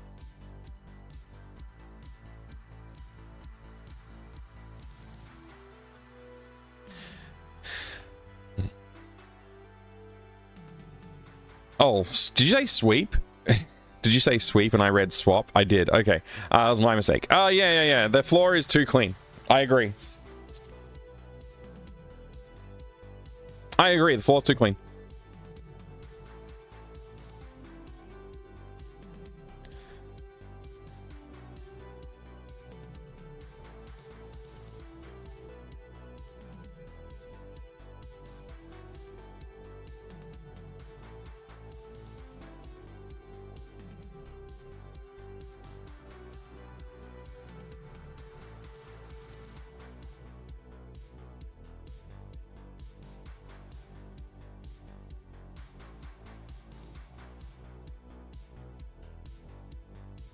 I'm not going to mess with it right now. I do have plans. I did have plans for making some messy floors, but I can't be bothered working on that right now. I'm done with all this. I'm done with that for now. We'll come back to it sometime. I'll do some.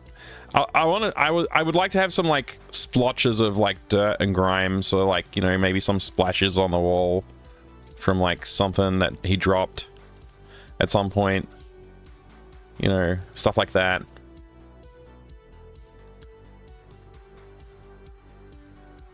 If I wasn't using the mouse, this would be a lot easier to draw, I think.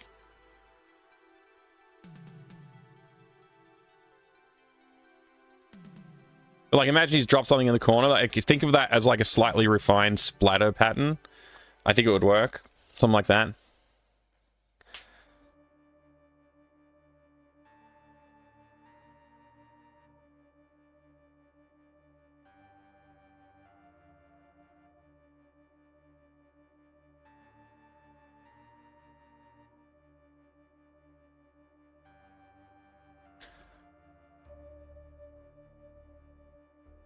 Anyway, I'm not going to do it. Do it later. If at all. Honestly, I just want to finish the game. All right, let's go check off the checkbox. Where am I?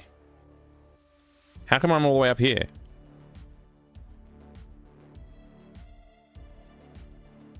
Where's the visual clutter? Bedroom.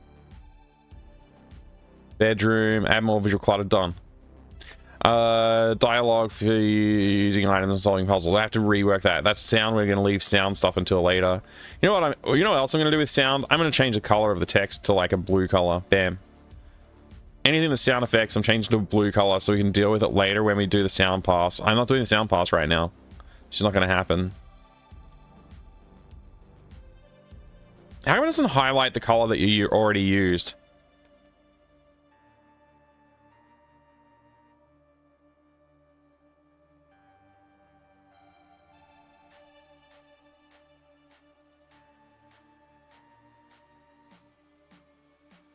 There you go. So I can ignore those now. A bit easier. So dialogue, that's the last thing we have to do in the bedroom. Dialogue for using items and stuff. Trying to rearrange some stuff in my living room right now and make it back into a space I want to spend time in. I got pretty obliterated. Oh man, I'm sorry to hear that. That's horrible. My music station is set up and running again, but I haven't really gotten anywhere since the big crash. Yeah. No stress, dude. Honestly, like, all I would want to do is have a chat, you know. Oh, by the way, Steiger, welcome in. Good to see you. All I'd want to do, Old School J, is just have a chat and talk about, like, the sound design for the game, like what kind of direction I want to take it. We don't really need to have any actual music to talk, but I get that's where you want to be at, so you know, I'm happy to wait until you're comfortable. But yeah, that's kind of the direction I want to go, is like talk about like what, like have a little bit of back and forth on the conversation of like what we could sound like, kind of thing, you know, stuff like that, and then like work out how to break down where the music's going to be, what music would be different, what we'd just use the standard soundtrack for, all that kind of stuff. You're not letting me down at all, Jay. You're not letting me down. you can't let me down. If you literally have to like do other stuff and you can't get onto this, it's no problem. I can always try and do it myself, or I can try and get someone else to help out as well, but I don't want to put any pressure on you, because obviously you've got a huge situation to deal with on your end as well. Compounding issues. I understand that. But yeah, you're never letting me down. I know you wanna, like, you wanna be there for it, and I'm happy about that. That makes me happy.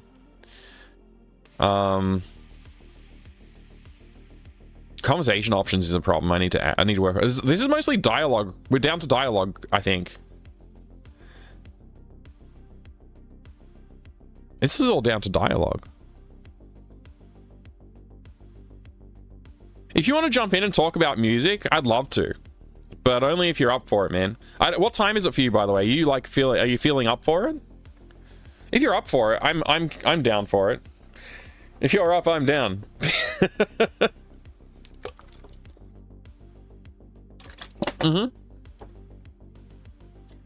All right, let's do it. Let's have a chat. Do you mind if I bring you in on stream together? Is that okay?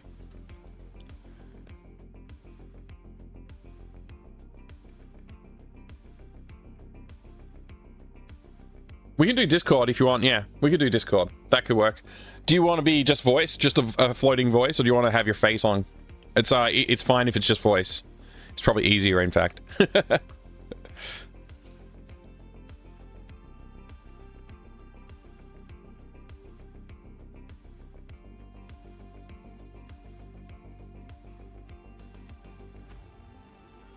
All right, we'll just go with the voice, because I don't really have the camera stuff set up. Honestly, like, I'm not really organized. Like I said to you before, I'm very unorganized. Dial me on Discord DM area when you're ready. I've got Discord open here, so take your time, no rush.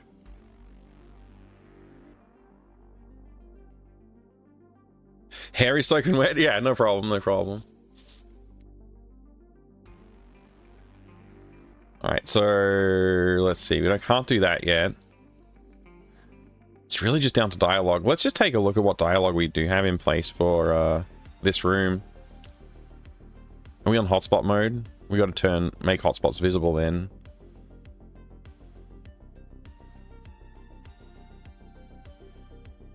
So I moved all the dialogue, should be in these areas, so H door look. Okay, this has custom code though. That explains why that's like that. Yeah, this is all custom code for that. That makes sense.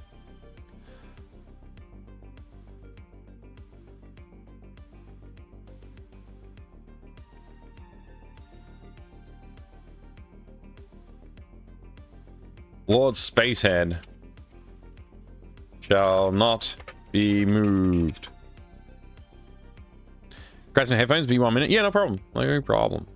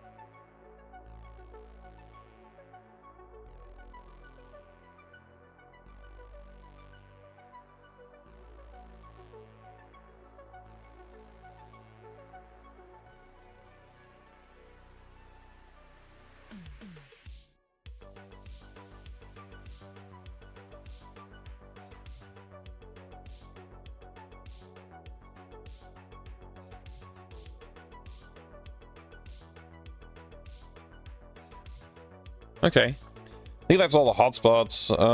What about this one? I think we did that one too.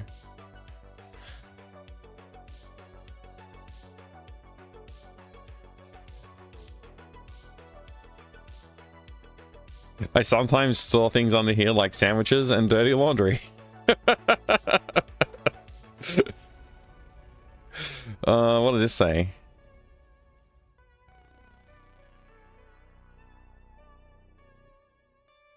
Okay, this is fine. We got to put a hotspot in for the magazines now.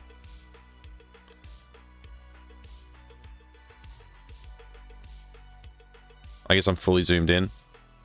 Let's go. Hotspot 12. Do we have a hotspot 12? Doesn't look like it. Can't see one. H mags.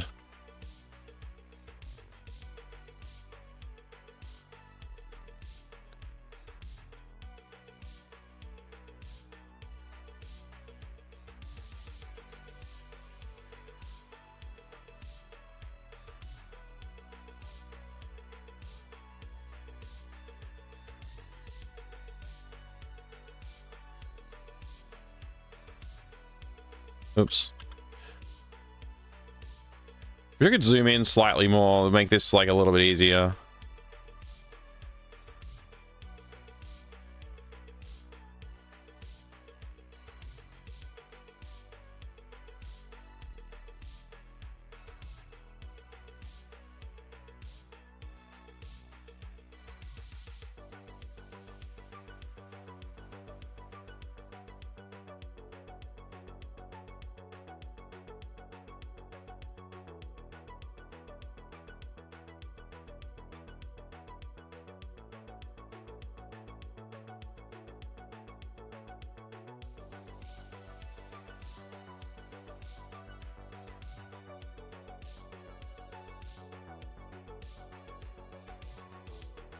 Bill Bucket.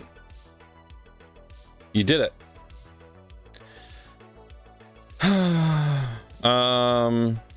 Magazines.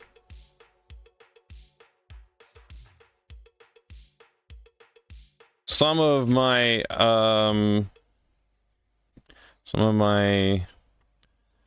magazine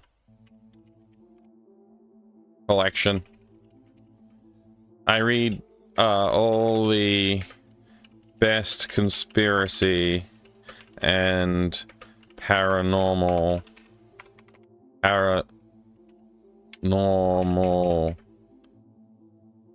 zines. I don't need to take it with me. Alright, done. Let's go join call. Hello. Hello. Hey, Mike. I can hear you. Sounding awesome. Yeah, I'm just on my laptop here, so no fancy microphone right now. But hey, thanks for inviting me on. No problem, man. I'm just trying to set up to make sure I got your audio levels right. Can you say something again? Yeah, sound check 1 2, sound check 1 2. Okay, I need to bring you up. How's that going? I turned off. I have the echo cancellation on in Discord and the noise suppression, but I can also turn that off if you're doing that on your end. No, I think you're pretty good, actually. I'm going to turn off the music, though, while we chat. There we go. Fair enough. I'm going to introduce you. Now, this might be slightly weird, so, because you're not on screen, but I'm going to bring up this document, and then I guess I can share my screen to you on Discord, which probably works, right? Yeah, I've still got the Twitch view open too, so. Yeah, cool. Just a bit of lag there. I'll do that. So I'm going to introduce you first and foremost. Old School J is a composer and programmer and legend and streamer, and has helped me out with putting together the music for the last game, Day of the Hamster. So all of the music in Day of the Hamster is composed by Old School J, all original music for the game, which was sick, actually, and really awesome. And he did it in like 2 weeks or something like that, which is like a very last minute thing for him. And he just like knocked out this amazing soundtrack that I love. So hey, thank you for that. I really appreciate the kind words there too. Yeah, no, I seriously though, it's an amazing soundtrack, and it really has the vibes that I was looking for. It was like pretty much perfect. And I was able to, you did 2 samples, and I sort of was able to make them both work in the game. And given the time frame, like it was just like such a quick turnaround, and it worked so well. I really appreciate it. Okay. So I did most of them in about 5 days while the G-Funk was visiting. They're trying to do some other stuff too. That's right. G-Funk was there having a good time, and you were just like composing some awesome music. What a good couple of weeks that must have been. It was a lot of fun. So yeah, again, thank you so much for joining me. So what I want to put into the document, I guess I'm going to just chuck it into a new section here. This is like my dev journal, but I'm gonna put in like a little heading. I'm gonna call it, I guess. This is gonna be like music discussion with Jay, and I don't know what kind of notes. I'm gonna make some notes in my. I'm gonna keep some notes in my end too. But yeah, absolutely. After. If you want, I can share this document with you, and you can like put notes in too, if you want. Sure. Don't know how to do that. Maybe not right now. I'm writing them down by hand on pen. I'm on a laptop problem. Here, so my screen real estate is limited. That makes sense. I probably won't take enough notes anyway because we'll just get into the conversation.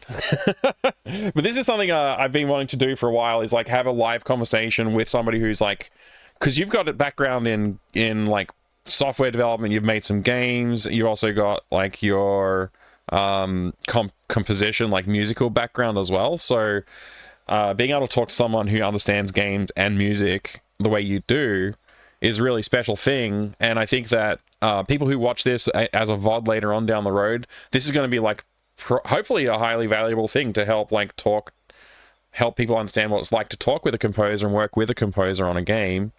And we'll like, you know, that's kind of the objective that I have here. But like, obviously for us, we just don't think too hard about it and just have a chat, essentially. But the kind of questions that you'll have and the kind of objectives that I have, like, I think that will help people see how they can work on games with a composer. So it's something that a lot of people don't really know how to approach and get the best results from. So I think if we work together and on this game, hopefully that comes out. There's certainly that.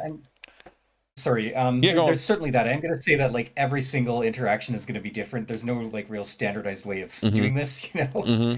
I worked on I actually haven't done a whole lot of game composition. I came out of the demo scene, and like demo scene projects are a little bit different too, because they're very amateurish, and there's a lot of like just you know who can contribute to this at this time and whatever. But you know, it's we'll figure out some way that works and go from there. Yeah, exactly. I mean, like, and I think that's the key is that things are different every time as well, but it doesn't mean that it's necessarily like an unprofessional experience, right? So I'm just trying to mess with my AC because it's getting really warm. Yeah, all good. Again, if I could open a portal here and get you a blast of cold outside air, I would. Yeah. And I would accept it. I don't know if you can hear that. We're actually having another windstorm here. It's like it's howling right now. It's not coming through on the microphone, so you're all good. Okay. Yeah. Okay. Well, let's get started. So I will just explain like where I'm coming from. I already sort of talked to you a little bit of this offline or via the chat sort of stuff, but where I'm at with this game is just to thematically like seat it. I'm looking at like this character's supposed to be obsessed with conspiracies and like he collects conspiracy magazines and like is obsessed with that kind of stuff. So I wanted to have something that was heavily inspired from the X-Files and sort of like Stranger Things sort of vibes, mixing those two sort of things together. But there's other parts of the game that are going to be like thematically different because we've got other characters that we're introducing or we're doing other stuff. So, but the overall vibe of the whole game, I kind of want to lean in that X-Files direction. Yeah, that makes sense, and that's it's good to do it's a good genre to do like adventure game music in, because it can be very like mysterious and kind of lead you on with further questions. Like the music can kind of set the tone of that you're investigating something, and so that makes sense. One of the things I liked about what you did for the last game as well was like the slowly building up. So like you had something that worked as like just a light background tone, but then like as you progress through the game, we could like add more layers to it, kind of thing, which was cool. Like basically, I think we just did like the general theme that sort of built, but then we left the crescendo sort of like bit for the end scene, which was epic. Yeah. I think that was like super valuable addition. Something else that I would like to see, because this game does sort of progress through like different levels of tension as well. It worked pretty well for composing it too, because the way I ended up working on that is I made essentially like just a little 2-bar loop of music, and then I just took all the elements I had in there and then spaced them out.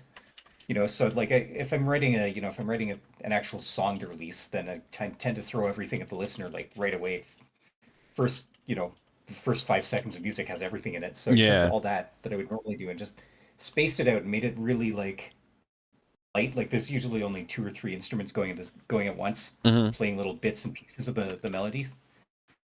Yeah. If you listen to like the X-Files music, it actually works that way. Like even the theme song kind of works that way Hmm. a little bit. It starts out with just just the kind of the synth bells, and then it comes in with a few other things, Yeah, and it then the does. whistling comes in. It works pretty well too, like that. The build up builds tension. It does really crescendo like that X-Files theme tune. It builds up. Yeah. I really like it too. It's like it instantly puts you in the mind of like mystery and conspiracy, sort of like that evokes the Yeah, like sound itself kind of evokes those feelings. Like it's cool. yeah, like Um you can listen to the first note of the X-Files theme, and everybody will instantly recognize that. But it also instantly like sets a mood. You know, one yeah. note. Yeah.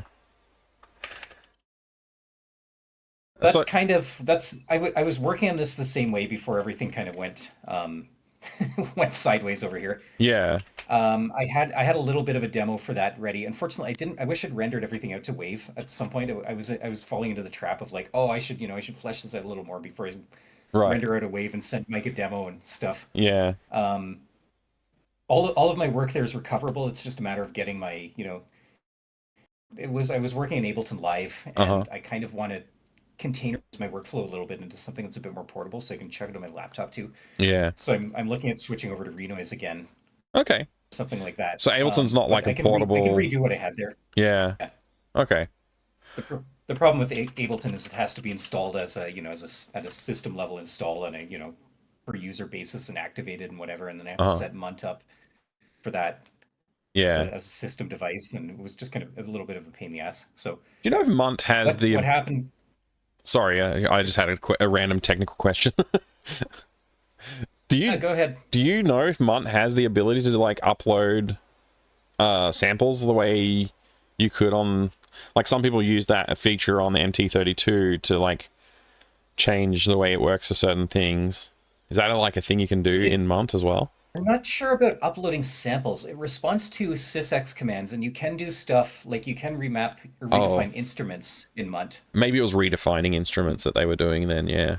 I'm not sure if you can actually change the sample set on board. I know like Sierra, when they made their sound effects and stuff, they send a bunch of sysx commands, a bunch of MIDI, essentially MIDI Right. defining commands to the synthesizer Uh-huh. at the beginning. Because I think It just says that, okay, yeah, they were doing things like yeah. birds tweeting in the forest and stuff like that, right? So those are all built-in samples that the MT32 already has, right? Okay. Sierra didn't have a whole lot of disk space to put extra samples in there. Yeah. Yeah.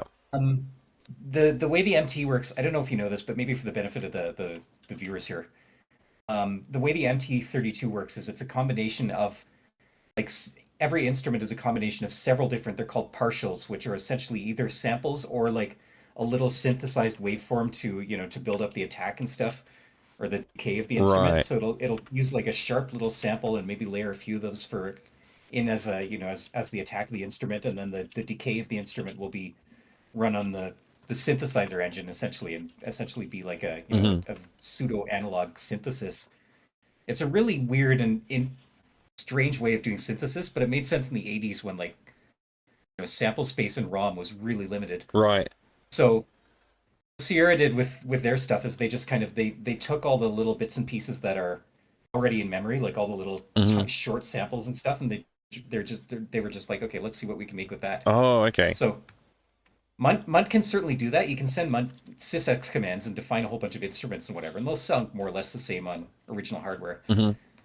Um, and I do have original hardware too that I could test against. I've got an Yeah. MT32 Mark II, so Nice.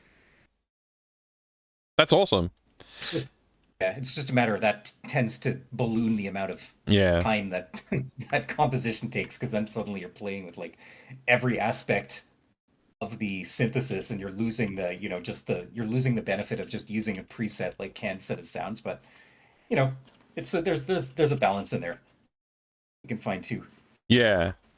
But going back to the game, sorry to I think you were talking about something that your incidents maybe. I don't know if did you want to talk about that at all or Oh, well, sure. What happened was like I had my music workstation set up, and I had it all set up as a creative workstation that I could stream from.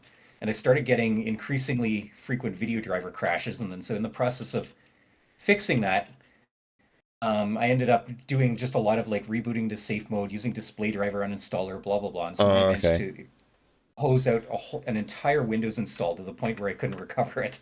Mm-hmm. So all of the data on my drives is still fine, but I had to wipe essentially the operating system, and I just decided there's no point reloading Windows 7 on here. So I loaded Linux on, and now I've been setting it up as a under a virtual machine. I've got Windows 7 going so I could run Ableton. But I think what I want to do is containerize it a little bit more. So like I was saying, either using this, which is more portable, and I can run Renoise with using the MT32 VST, or sorry, the MUT VST Mm-hmm.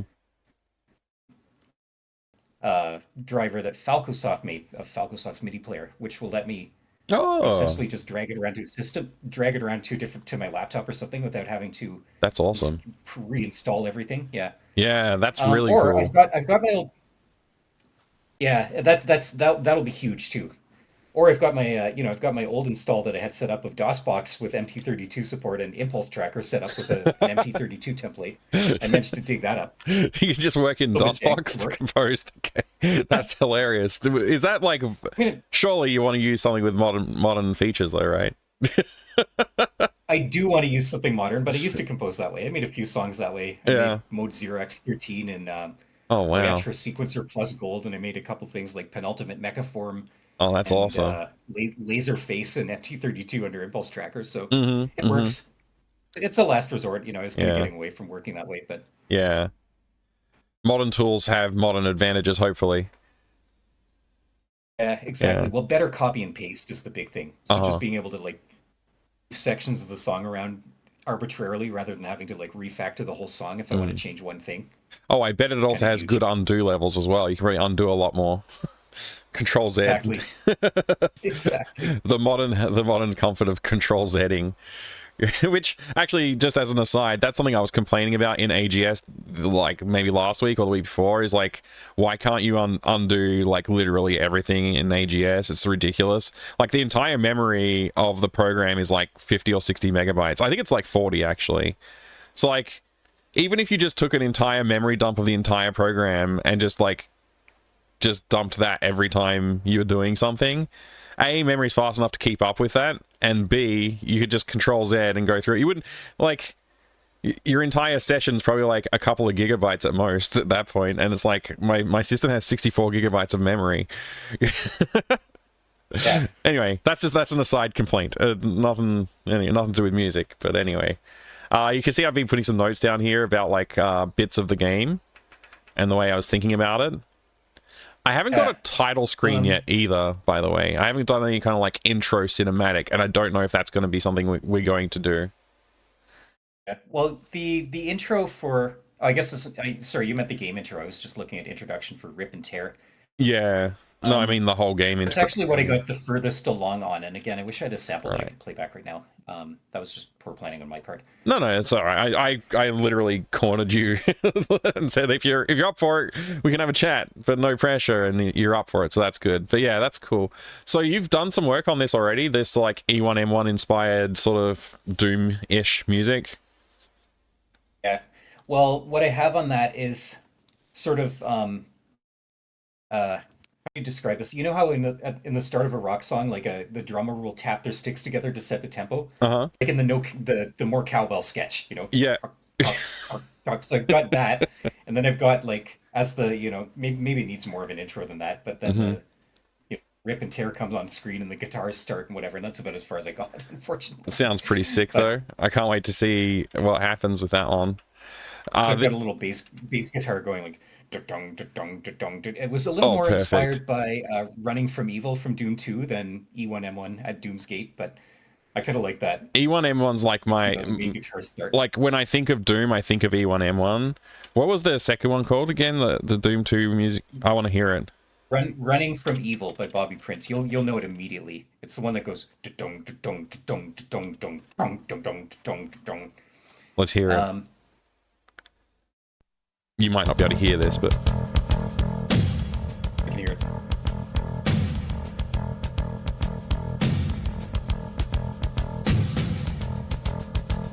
it's a good build up. When they're kind of coming on screen, and then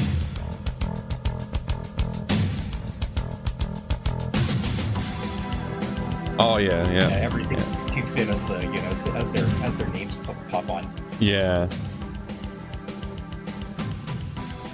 I was kind of happy with that, but I really need to send you some samples, and you can tell me what you think there. I'm going to try and recover my Ableton Live projects that I was working on my. I dug my old laptop into storage that has an Ableton set up with a lot of the synths and stuff that I used to use. So that I was using. Yeah, I mean the sound of that is going to be cool. Like I'm looking forward to hearing it now. The inspiration, obviously, like the dogs are named Rip and Tear, which is like a Doom reference in itself. So I kind of wanted the music to sort of like reflect that as well. But as soon as that's done, it goes into like this stealth section. I'm just gonna put this up the top because it makes more sense at the top. The stealth section happens immediately after that. When those dogs are introduced, you go into a stealth section, and like that doesn't necessarily need to fall back into Stranger Things or X-Files sort of music. It could stay in the Doom theme, but sort of like go for that like unsettling or whatever tone that you get out of Doom, but still have like, it's like stealth. It's not supposed to be like full action sequence there. You're supposed to just sneak around and not get seen, solve the puzzle. I'm gonna write down Stealthy Doom. Yeah, Stealthy Doom is a good note. I'm gonna write that down too. Stealthy Doom. Whoops, Doom. There we go.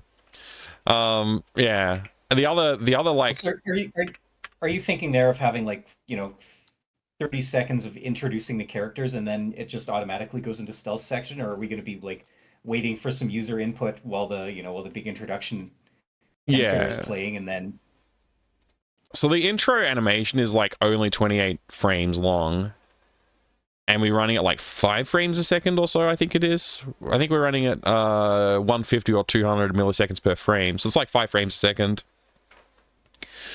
So there's not a lot of like intro right now. I might need to extend the intro to make the music like more worthwhile as well. So it's gonna sort of like freeze frame here with the Rip and Tear, and I figured like with the Rip and Tear intro, like it's like rip, like as this goes, like maybe like a drum hit. Why is it drawing on the screen? I'm not clicking. Oh no. What is that? I've come on your stream now, and the tech issues have started. I'm sorry. It's my tech distortion field. Yeah, I guess it is. It's fine. So anyway, that flash, and then you get like the Rip and Tear. So like those beats, like I can adjust the animation to fit like the music, but like that's where I figure like you'd hear like the big like something sort of epic with like a drum hit or even a gunshot sort of sound would be cool. Like anything to like make those really like a stamp or something like that, Rip and Tear, come on. So but like leading up to it, I can extend. I'm probably thinking I need to insert frames anyway, because like it's not the smoothest animation. So I might insert a few frames here just to make that a little smoother. And also I redrew the dog. I don't know which frame I redrew it on. Maybe this is an old version. Sorry. If you look at the old Sierra games and stuff, like the cutscenes weren't all that smooth. They would move sprites around for smoothness, but not redraw. Yeah. By frame, but yeah, I just want this to look really good. That's all. Fair enough. It's like a big showcase.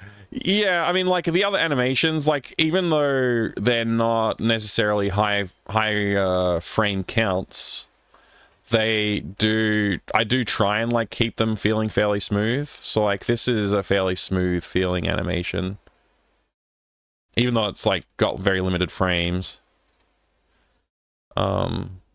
I've got like all the worst things open to look at for animations, but yeah, like the rope climbing one, if I could find that, which I won't be able to find it quickly because Uh, yeah, I can't find it. Unless it's in here. I think I've seen that when we were drawing it. Yeah. Oh wait, you can't see what I'm showing anyway. You can only see I have the stream this. up. I've got like a 1 second lag, but I can see everything. Oh, okay. Yeah. Anyway, it's fine. So like the other part of this is like this character design. Sierra's character design. This is something I haven't really thought about until just now. Like his visually by Indiana Jones. Not that's just like a note. This is not like you don't have to. I don't necessarily want to have Indiana Jones theme tunes playing or anything like that. But if there's ever something you feel like you could use from Indiana Jones to help with this character, that's fine. I get that. I'm trying to think.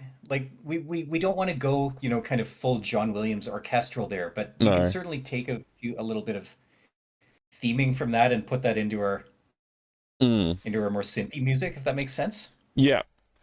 I mean, you get that that bit, and the X Files like Oh wait, hang on. How's that go again? X Files. I can't sing on pitch. The whistling on X Files. That tune, it's like not the same as It's not that, but you could maybe like whistle. I don't know. Maybe there's something. Maybe there's something there. I don't know. Maybe there's something with those two melodies that you could merge somehow. I don't know. What about having a little fanfare when they appear on screen? Yeah. Every time there's a like when you every time there's a scene break or something, or you don't want to overuse something like that, but I guess you could do it like when you make a big achievement, like finishing a puzzle. We can have it play a little like ditty as well, like over top of the whatever the current background music is could dip, and then you could play a different musical tone over the top of it. Something like that. I don't know. There's like that might be getting a little more complicated than we need to for this game. But yeah.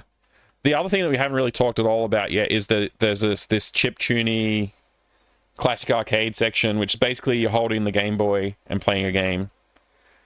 And it needs to sound like computer music. As opposed to orchestral or anything else. That is certainly in my composition wheelhouse here. Yeah, stuff like that in Def Mask and whatever crackers that emulate classic sound chips. But you can also do that in the MT32. Just play some of the basic like square wave voices and stuff. And yeah, I'm pretty sure there should be enough in the MT32 to make something like this happen. But the goal there is like I've planned a shmup. Like I've planned a vertical scrolling shmup probably. And it's going to have like several phases. It's like kind of one big long level that has several phases. The phases themselves will be fairly short, like probably the total game time, if you don't die and you succeed first try kind of thing, should be fairly quick. Like maybe like 3 or 4 minutes kind of time. Not much. But it should be one quick little shmup track. Yeah. That's all it would need. Little shmup track, and then maybe like for the final boss section, you would get like some other like theme tune for the boss, and that would be just like same track for everything, and then the final boss you get like a custom track. Maybe. I don't know. Or just a main loop plus a boss variant. Yeah, exactly. It kind of sounds consistent. We talked about this last time, but if you had a way to just like seamlessly transition from one MP3 to another, you could kind of do some neat stuff with loops and almost make like a dynamic music transition. Yeah. So I don't think we really have a way to do that, right? AGS kind of sucks. I don't know if you heard. G'day there, Proton. Good to see you, mate. And Grizzleby, they're in the chat saying hi to us. Hey, Proton, Grizzleby. The way I might think of doing that is just put a little pause in the music. So like you're playing the shmup, get to the boss, just pauses the music for a second, and then it just brings in the boss theme like a bang, you know? So Yeah. like, boop. If I could somehow, yeah, if I could somehow know that I'm on, like if it's 4/3 beat, right? Like if I could know what that timing equated to, there is access to how far it's through playing, I think, somewhere. I think there's some way to see. I think there's some way to see. Classic, like the classic tempo for a lot of shmup music was 150 BPM. Right. And they did that because on like on the NES or the the Master System or whatever, you'd have to deal with both PAL and NTSC timings, and that made it into an even multiple of both 50 and 60 hertz. So Oh. I would totally do that. Just set it at 150 BPM, and then you get a nice even. You can essentially just count like seconds per um seconds per tick in the song or ticks per second. Mm-hmm. Then you could just do it, hang that on the system timer, and you would have like exact timing. If I knew how to get how long the clip has been playing for somewhere, I don't see that though. So basically everything's an audio clip, I guess. It doesn't seem to say like how long it is or like what percentage it is through playing in the clip anywhere.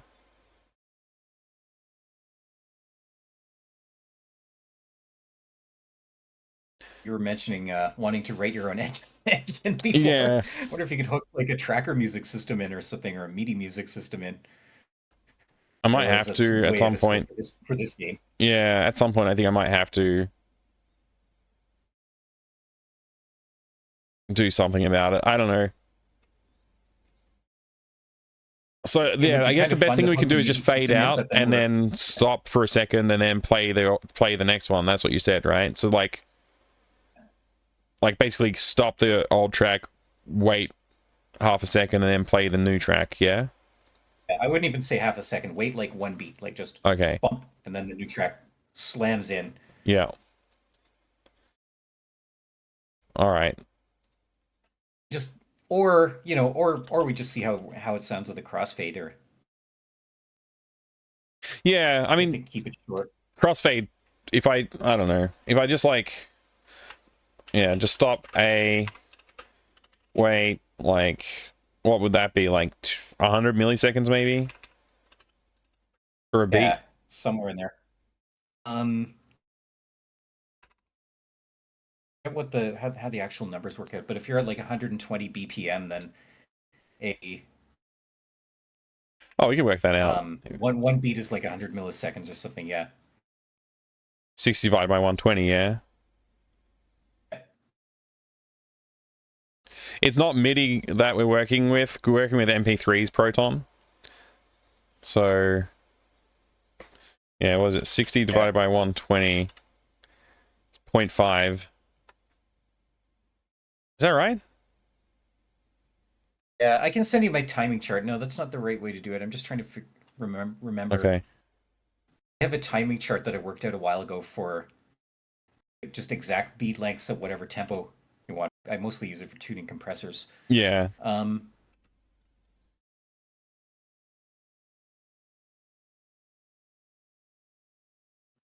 So that's what I'll try and implement, something like this, something like you've suggested there. Anyway, so yeah, we can see how the final songs come out too. There, we might not even need to do anything complicated. Yeah, depends how because the spot where the user is going to stop listening to the regular gameplay track is variable. It just has to, the boss track just has to start with like a big enough jump, right? It's like jumping from trying to think of a way to describe this. It's like stopping.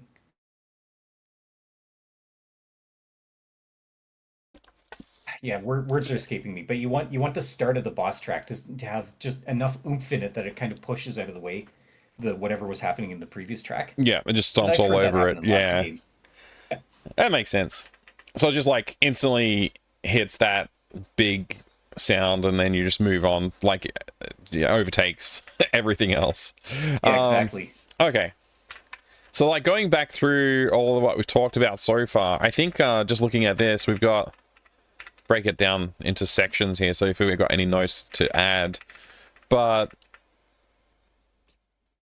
coming back to the game music in the first game, that was like pretty good synth tones as well, right? Like that was not the first game, but the second game, first one you worked on. Is there too much? I was pretty happy with it. Yeah. Okay. Am I asking for a lot here? Is the question actually the real question I should be asking? Is this too much to ask for? Because I've got I don't think so. A lot of tracks now. Like, so what do we have here? We've got the Rip and Tear intro and the stealth theme. We've got the sort of the general theme, a bit of a variation for Sierra. I guess that's just like a note, really. A bit of yeah. Indiana Jones fanfare. Yeah. And then the arcade game. So there's like, essentially 3.5 tracks in there. Mm-hmm. So this one could evolve, right? Like the way you did I really like the evolution through the game. And the game actually has 3 acts. Like Act 1, Escape, House. Act 2, Escape, Yard. And then Act 3 is Escape, Junkyard. Right, those are like the 3 acts. And then I guess there's the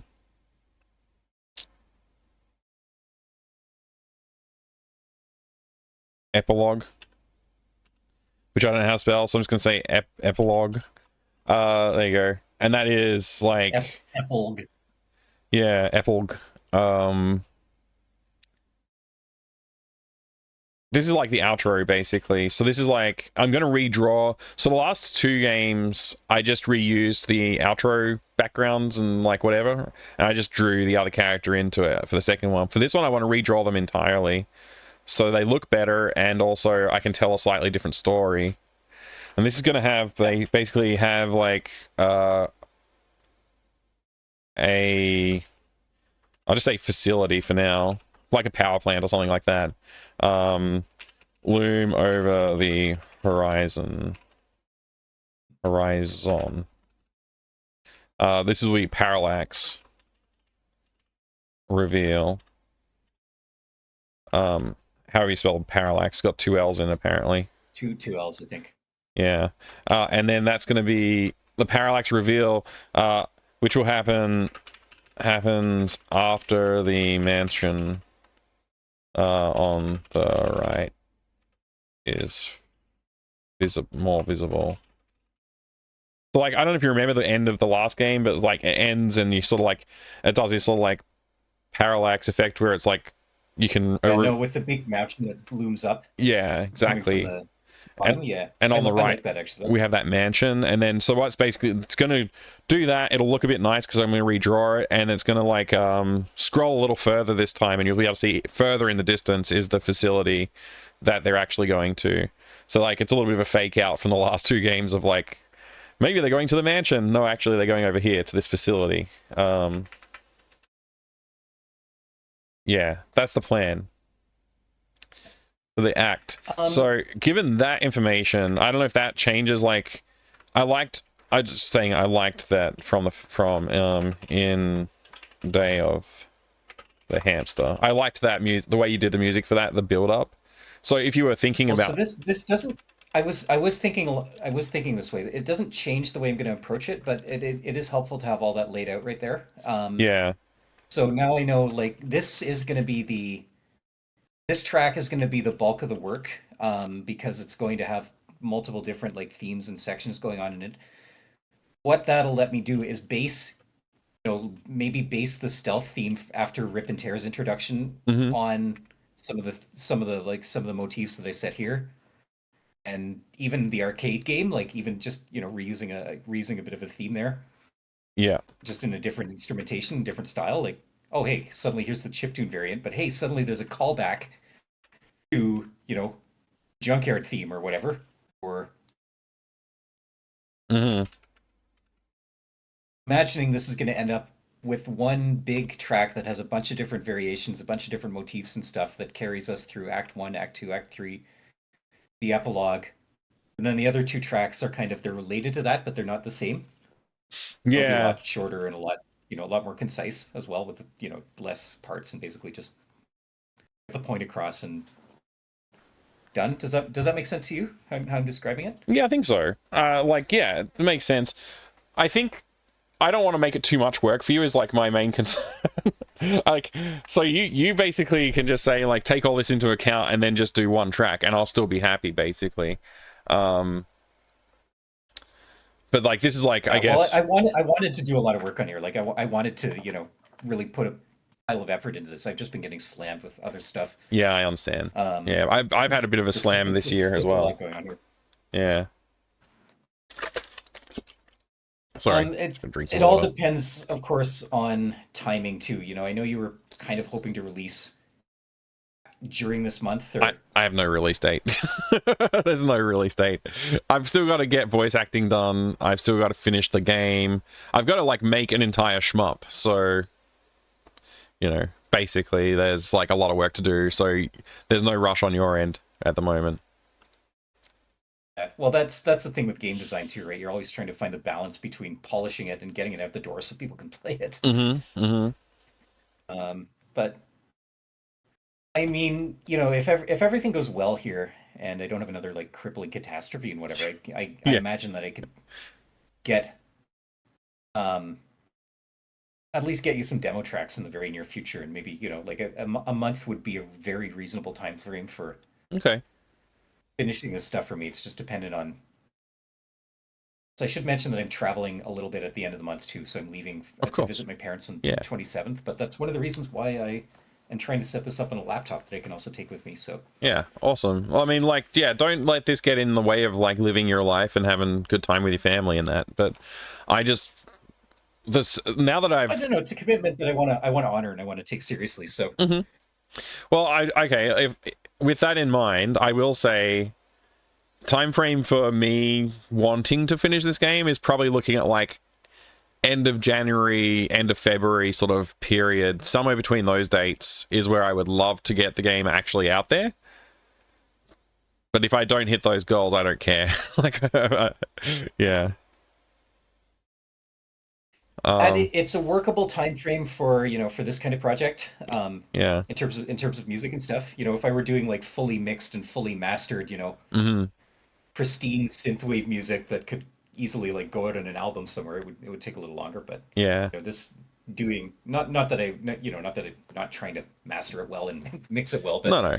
in terms of MT32 stuff, because I'm working in the box here, I've got one preset synth that's kind of laid out in front of me, and even if we do a bit of variation. Again, just not wanting to overpromise or overcommit and then not deliver there's a learning curve behind that too. Yeah, of course. This really just laying everything out like this helps a lot because now it's not just an open book that I have to stare at a blank page and come up with stuff and see what works. I think a really important part of the process is trying demo tracks in the game, and then while we still have time to change them and both see if we like how it works or if we like how it fits and stuff. That's something we didn't have the luxury of doing that on the last game, and we kind of got lucky there, So. Yeah, that was fun. It just worked out really well, and you did such a killer job. I was like, okay, this is good. The one problem I have is I didn't quite get the looping working properly in the little maze section. Yeah. But how does AGS work in terms of having like an internal timer? Does it have a specific tick rate that it runs? I don't like behind the scenes commands on, like to run music timing on 60 hertz or 300 hertz? I don't know how they do it. Like I just tried to inspect the audio clip stuff in the browser, and it's like there's no indication of timing on the audio clips. So unless there's some other timing stuff we can get access to from some other part of the engine, I don't know.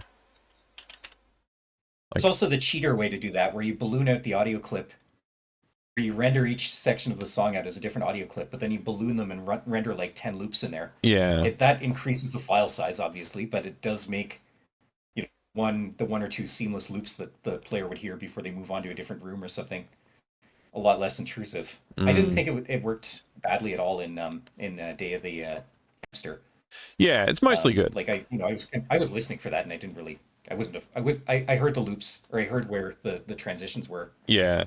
And it didn't offend me. Let me put it that way. Okay, that's good. I'm glad it didn't offend you, because that was what I was most worried about, was offending you with putting your music in the game and not having it loop perfectly. I was like really annoyed. Yeah. But okay, I've dealt with that in loads of things. I think one of the other things I want to just quickly maybe ask you about is there anything I can do to help along the way? Like, I'm always open to having more discussions if you need to. We could do them offline. I didn't. Well, we should just have a couple of offline chats here and there. Yeah. We can even set a day to work on it once I've got something ready. Sure. This helps a lot. Like this document where everything's laid out. Mm-hmm. I can send this to you as well. I haven't had a huge amount of time to hang out on the stream and watch the the graphics come together, but maybe if you've got something, like got some screenshots for each, like for Act 1, Ooh. just looking at some screenshots that would set the tone. Trailer? Yeah, trailer. I could put a trailer together. Having music would obviously help with putting a good trailer together. But yeah, I can look right now. I can actually share my screen with you and play. I can share the game with you on Discord. I can actually play through it, and you can like comment and whatever. When you see something you think would be a good point for some music additions and stuff, I'll just stop sharing that and I'll start the game up. Does that work for you? You got a few more minutes? Yeah, let's do it. Yeah. Yeah. All right. I'm sharing the game now. There you go. Slightly nearer real time than on Twitch. Before I do kick off this, there was a question from sboy3444, which was, what's your best advice to start programming and not fall into tutorial hell and become advanced from knowing nothing? That's a really tricky question, because if you're coming from knowing nothing, it's hard to just say, oh, just go out and program something, because you like, well, how do I start? I'd say with tutorial hell is like, as soon as you see any tutorial, like once you gain any level of confidence, try and do something that's not in a tutorial. That's my advice. If you're really just starting out, like the first things that I did when I was growing up is I would type stuff in out of a magazine, and as soon as I like figured out like something that the magazine like programming code was doing, I would change it to try and like, oh, if I can make the guy jump higher, or like I can make it so when these two things bump into each other, one of them gets destroyed or something like that. Like I'd figure out like different ways of changing what was put in the tutorial, essentially. So that's what my advice would be, is like, as soon as you understand something in the tutorial, change it and do something different than the tutorial, because like you can still follow a tutorial and then branch away from it and do something different. That's what I would say is probably the best way to start from zero. You have any advice yourself, Jay? Yeah, I was just thinking about that, because like we started programming when Quick Basic was the language that we had on our PCs. Yeah. Stuff like that. Or maybe you were lucky and you had a copy of Borland Turbo C pirated from the university or something. Yeah. Or such things. Right now, like if you're starting out right now, there is so many different environments, so many different languages. There's Godot out there, there's Unity, there's whatever, there's programming languages, there's Lua, there's Love 2D for Lua, which is an interesting one. Yeah. My advice would be to ask one person who has done some successful game dev work, what language do you recommend I start with, or what dev environment do you recommend I start with? It'll tell you something. It might be wrong, but just try it, decide to try it, and decide to stick with it until you can make something appear on screen, even if it's just a simple, like, box bouncing around the screen, or like a demo scene spinning cube or something. Mm-hmm. Don't worry too much about trying to find the perfect environment that agrees with you exactly before you start making anything with it, because that way it just lies hell. And I Yeah. get into that with music too. I just start playing around with soft synth. I'm like, that's not quite the sound I wanted. That's not quite the sound I want. That's not quite the sound I want. It's a problem in every kind of creative work. Yeah. If you're just stuck and you need to get started, ask one person for advice on how to start, follow their advice, ask somebody with a bit of experience, and then if decide later that you don't like that environment or you don't like that programming language, Mm. after you've used it a little bit, decide then whether or not you want to change it up. Like, for example, what Mike is doing right now with AGS, you didn't know before you started how many limitations AGS was going to have that you were going to have to butt up against, but Yeah. you managed to make something pretty cool with it anyway. So, Yeah.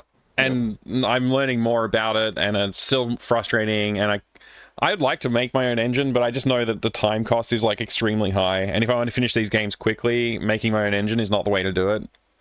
So, like, yeah. it's always a balance of like cost and time and all that kind of stuff, but yeah, the decision to just get started is the main one. Like, it doesn't really matter what you start with, I think.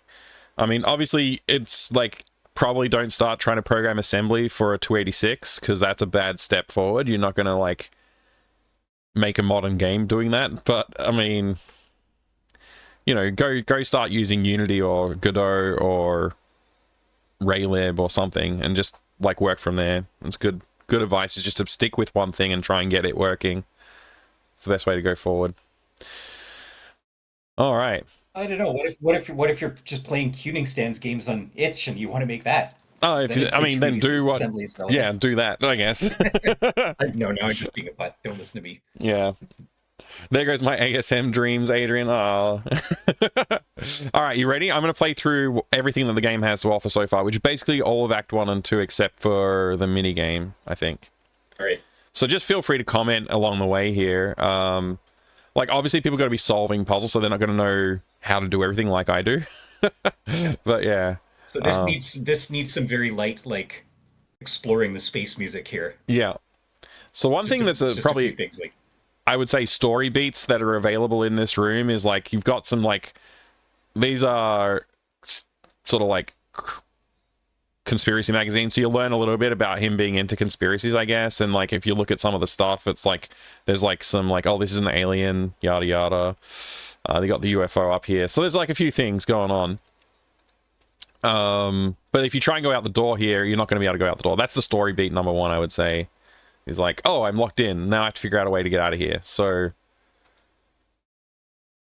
to do that, did you ever play Cave Story?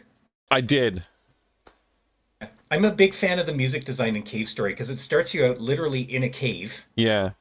I can't remember if there's no music or if there's just very, very like ambient music playing while you're in the cave. And then you get out of the cave and you're dropped into, what is it, the Mimiga town.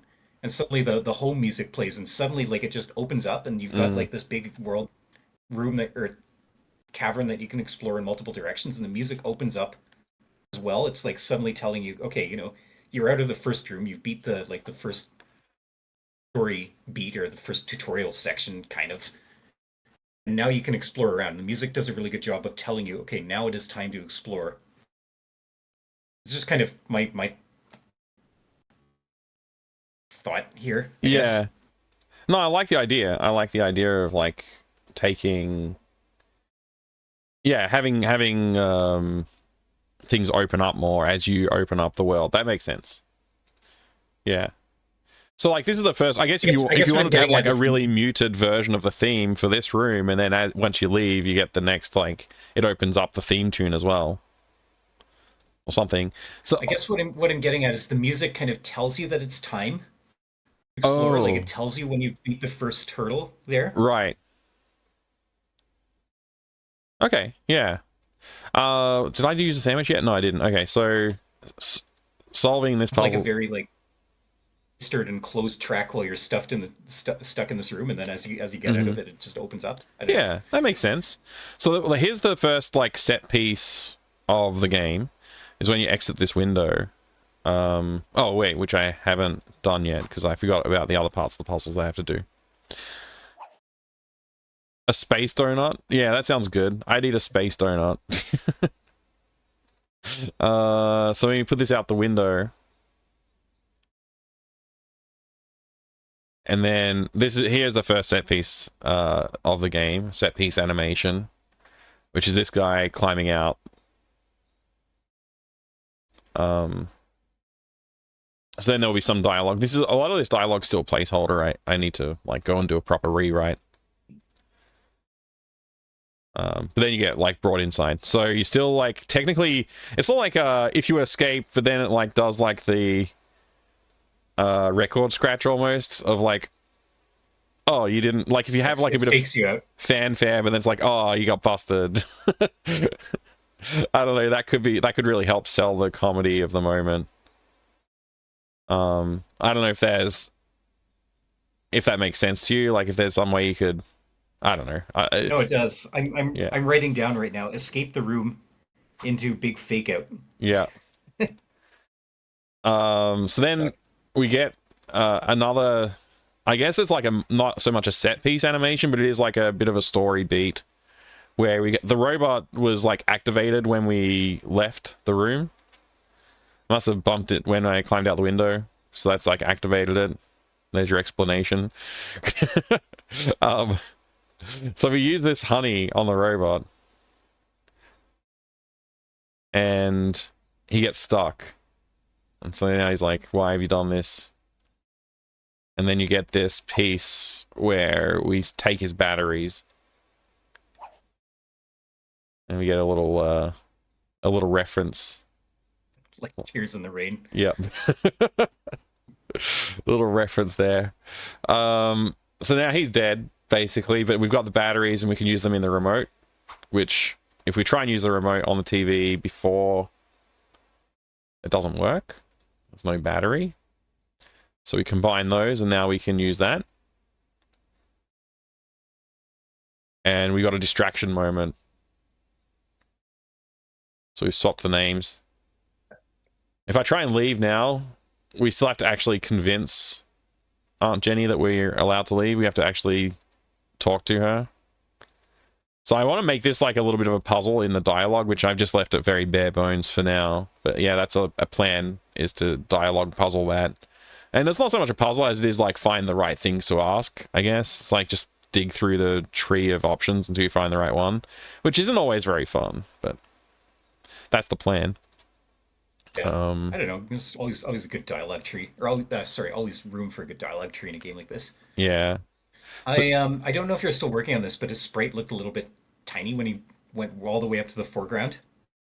Yeah, I'm not going to make him any bigger. I wanted to only, my goal is to only have 2 depths of the screen anytime. So yeah, he does look pretty tiny up here, but I'm okay with that. It's like when you play like a game like get the game at the door at some point. Yeah, if you play Sam & Max or you play Day of the Tentacle, they often fudge it. So yeah, one of the things that they do in Sam & Max, which I would have liked to take advantage of at some point, I just didn't get the opportunity in this game, is they go over a hill so that when they disappear over the horizon, they're kind of like full size, but then when they come back up in the background, they're like really much smaller. But so there's like a few moments where they're not really on screen at all. Yeah. And that like hides the transition. But what I learned from sprite swap. Cheat sheet. Yeah, exactly. What I learned from Discworld is when they go into the background and it gets smaller, they also change the color of the sprite. So you can see it's like darker. Just goes into a bit of shadow. And that just helps hide the transition a little bit. Depth shading there. Yeah, basically. So that's what I've done. And I had to do this because he's standing up there next to the microwave, you can see he'd be like, his head's up here. So I had to make him small enough that it looks like he still couldn't feasibly reach this. So the next, I guess, important thing to note here is we do have another character introduction, which is the llama Calamity. And they spit at you. I love that name so much. I'm glad you like it. I worked very hard on that name. Actually, it just came to me and I was like, this is it. This is the name. Super duper maximum stock door. I wonder if there's some kind of alien force holding it closed. It's could just good writing. It could just be rusty. Yeah. Hard to tell which. Yeah, so that's one of the characters. There's like so many characters in this game. I kind of like overdid it with the number of characters. We got this guy too, Simon, the little brother. So when we try and leave, Simon's gonna try and dob on you, basically. I'll tell Aunt Jenny if you sneak away, unless you help me out with something. And it's like, okay, what do you want? I need my game console back. It's still stuck in the tree where somebody threw it. Classic adventure game fetch quest. Exactly. It's like, well, I won't dob on you if you help me. So then I got to write some dialogue, but I haven't done that yet. And then why is Calamity so upset? And they realize at the same time the Dino Grabber TM is what they need, but it's in the treehouse. And they've broken the ladder so they can't climb into the treehouse. So now we have to solve that puzzle, which is actually really easily solved, and I feel like I need to add more to it. We just need to do this trick. This is another set piece animation.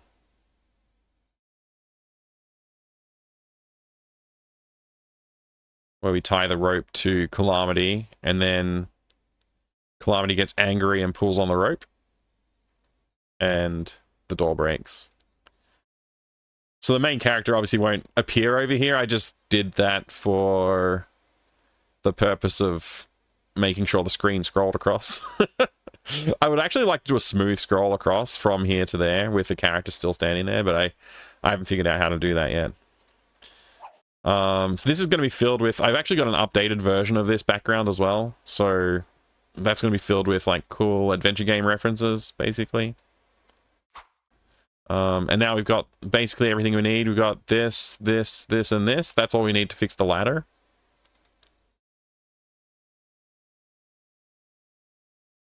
So we do that. At the moment, I just got it fading to black to fix the thing, rather than animating it. I'll probably leave that one as a fade to black, because I don't really want to animate nailing all these to the tree. I may animate climbing it, though. So now we can actually go up and get the thing. Kind of keeping track of the number of different environments we have in this section. So we've got the bedroom. Yep. The living room, which is really just a short sequence. Then we've got outside, and we've got the treehouse. Yep. I'm thinking in terms of music, I'm thinking this is probably going to be one theme, and we'll just do like a really cut down version of it for the bedroom. Yeah. What I'm thinking right now, there's one part in Monkey Island where you're just exploring some rooms, and I forget which Monkey Island game this is, but it's basically just down to a bass guitar playing. It just goes like bum bum bum bum bum bum bum. So something like that while you're in the bedroom, and then it just opens up, like not the same theme, obviously, but just a very like lightweight. Yeah, I like the sound of that. Yeah, it opens up as you get outside with adding a few more instruments and stuff in, a little more percussion. Yeah, that sounds cool. I like the sound of that. So like, I think I kind of know what you mean too. Like when you start Monkey Island, it's pretty it is fairly muted, right? Like the theme tune, like obviously the intro is like cool. It starts out very like Monkey Island theme tune, like title screen. It starts out like almost like an orchestra pit tuning their instruments before it like all comes together into the actual track. Yeah. I like that sound too. Yeah, a little bit. Yeah. Anyway, I'm not musical, so I can't really comment. The issue with comparing this to Monkey Island is Monkey Island they were showcasing their music tech, of especially course. Monkey Island 2 Muse and stuff. So they really wanted to throw everything they had at the player right away. Yeah. So this is the another inset. I guess this is another set piece. It's a very short one.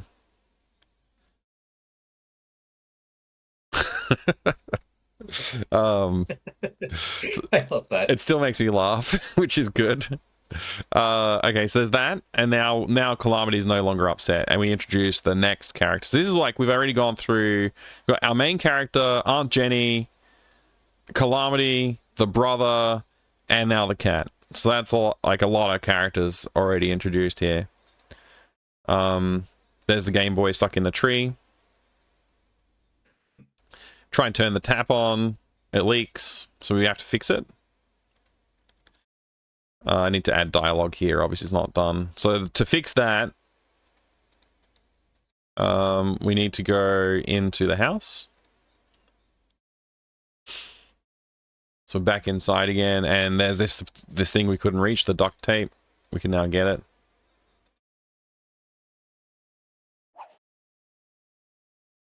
So we have the duct tape. Good stuff. You can solve any problem in any adventure game ever now. We've got the dino grabber, we've got the duct tape. Yeah, it's basically the duality of problem solving. So we use all the duct tape on the tap. Fortunately, it's all gone. All we need are Ben's biker boot from Full Throttle now. That would help. Yeah. All right. So now we've got that, we can get the cat to get away. The reason we want the yarn is to get this, but we don't actually. It's a bit of a logic problem, I'll admit. But this is a bit of a logic problem. You need the yarn to get this down, but the reason that you need the yarn to get this down is because the cat's going to be on the fence when you've got the yarn. So if you try and get the yarn now, the cat will play with it, which is cute. Good animation. I like it. So now we go turn on the tap. And probably my favorite animation in the game happens. That one's good. I haven't seen that yet. And now we can get wet yarn. So that's good. We got the wet yarn. I kind of like this, though. It's like the first thing you try sets you back even further because now the cat is blocking you from getting the Game Boy. Yeah. A lot of problems in real life work like that. Like you try one thing and then you realize, oops, I really made a hash of that. Now I have more work to do to get myself out of it. Yeah.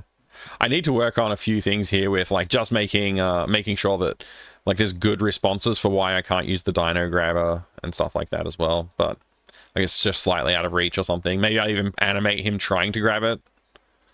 But that's like if I get time kind of thing. So now we've done that, we get another basic problem solving is like use this in the microwave to dry it. And now we have dry yarn. It has been called a meatball. I honestly can't see it. I don't think it looks like a meatball, but maybe that looks like a meatball to you. Spaghetti with meatballs, maybe. Maybe. I don't know. My spaghetti doesn't look like that. And now we use this on the cat or on the game console. I think we use it on the game console, and he'll fling a piece of it, which I may need to beef up this animation a little bit because it's not really clear. You only get to see it once, but that's like another little minor set piece. Probably less of a set piece animation than the others at the moment. But now we've got the game console. So this is like basically end of Act 2 now. So end of Act 1 was coming out of the house and actually being able to walk around outside, which is where I feel like that's where the game really feels like it opens up. And now we can give the console to our brother, but obviously I haven't implemented that. The next thing, as soon as you do that, he's going to say, oh, well, actually, I need you to finish level 3 for me. And then you'll have to play the console. That's where the chiptune stuff comes in. Once you've done that, then you can hand it over to him, and he'll be like, oh, thanks. Don't worry, I won't tell Aunt Jenny. And then you can leave, which right now you can't, so... This is going to be like Day of the Hamster, where suddenly we switch over to a mini game. The music changes. Yeah, exactly. The music is there to tell you that, oh, hey, this is something different now. You need to get through this. Yep. Precisely. Because I can't progress and show you anything else in engine. So I'll flip back over to the design, the engine builder, and I'll share this screen. I'll just share my whole desktop at this point. There you go. Just in case I need to switch windows. It's okay. I won't shame you for your browser tab hell. We're all there. I honestly I have no shame about that at all. Okay, so then the next place we end up is Junkyard 1, which is this one. I'll just turn off hotspots so you can see what's going on a bit better. So you come in over this side, you basically appear right here. And then the rat is eating dog treats. And if you try and take a dog treat, it hisses at you. Actually, I might be able to show you in here. So these are the rat animations here. So, wish I could.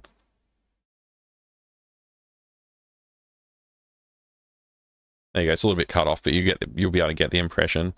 So the rat is going to be just eating his dog treats over here.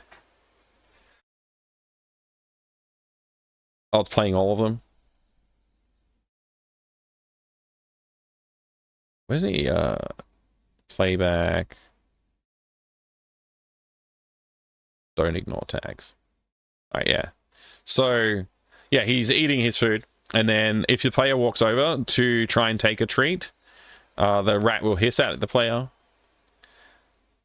Using the yarn over this side of the screen is going to throw yarn, play the same yarn throwing animation, which will attract the cat. The cat will come in here, and the rat will see the cat, run away, and hide in the hole. At which point it will just sort of like stop on this frame. If the player tries to take a treat, the rat will come back and stop the player. So it will come back and then they'll instantly hiss at the player. If the player boards up the hole, then the rat can't come back, and that's how they get the treat. So they have to scare the rat away with the cat, then board up the hole, then take the treat. That's literally... This part Sorry, go on. Oh, sorry, keep going. Oh, I was going to say, that's literally everything you have to do on this scene. Like, there's not much else puzzly here to solve. This part I'm thinking we just carry over the music from the treehouse area. Yeah. Still kind of part of the same part of the game. Mm-hmm. Yeah, okay. And then... We're still outside. We're still exploring around. Yeah. It's just and then like... when Rip and Tear show up, then we have the big reveal with, the Right. Doom theme. And from there... Yeah. So go into the stealth music from there. Yeah, at any point here, you can introduce Rip and Tear, because if you try and go through this alleyway here, I don't actually have it drawn up yet. The next scene is like an overhead stealth section. So that's where the intro gets played. That's like, so if you click back here, it'll play this intro animation where Rip and Tear come out, which we've talked about a little bit before.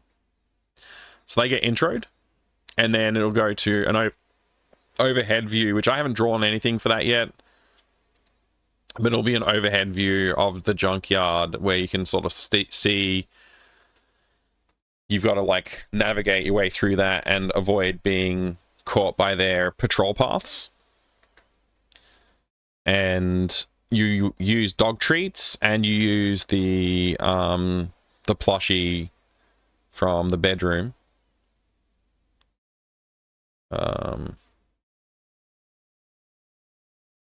I didn't change anything, so I don't know why it would be. So yes. Are players able to exit the plushie? Are players able to exit the overhead section and get back to like either the where the rat is or the treehouse at any time, or do they have to complete the overhead section in one go? Yeah, they can retreat at any time. And that will, like, give them... They'll just basically get an exit. If the dogs see them and, like, basically the alarm goes off, like, they'll start barking. I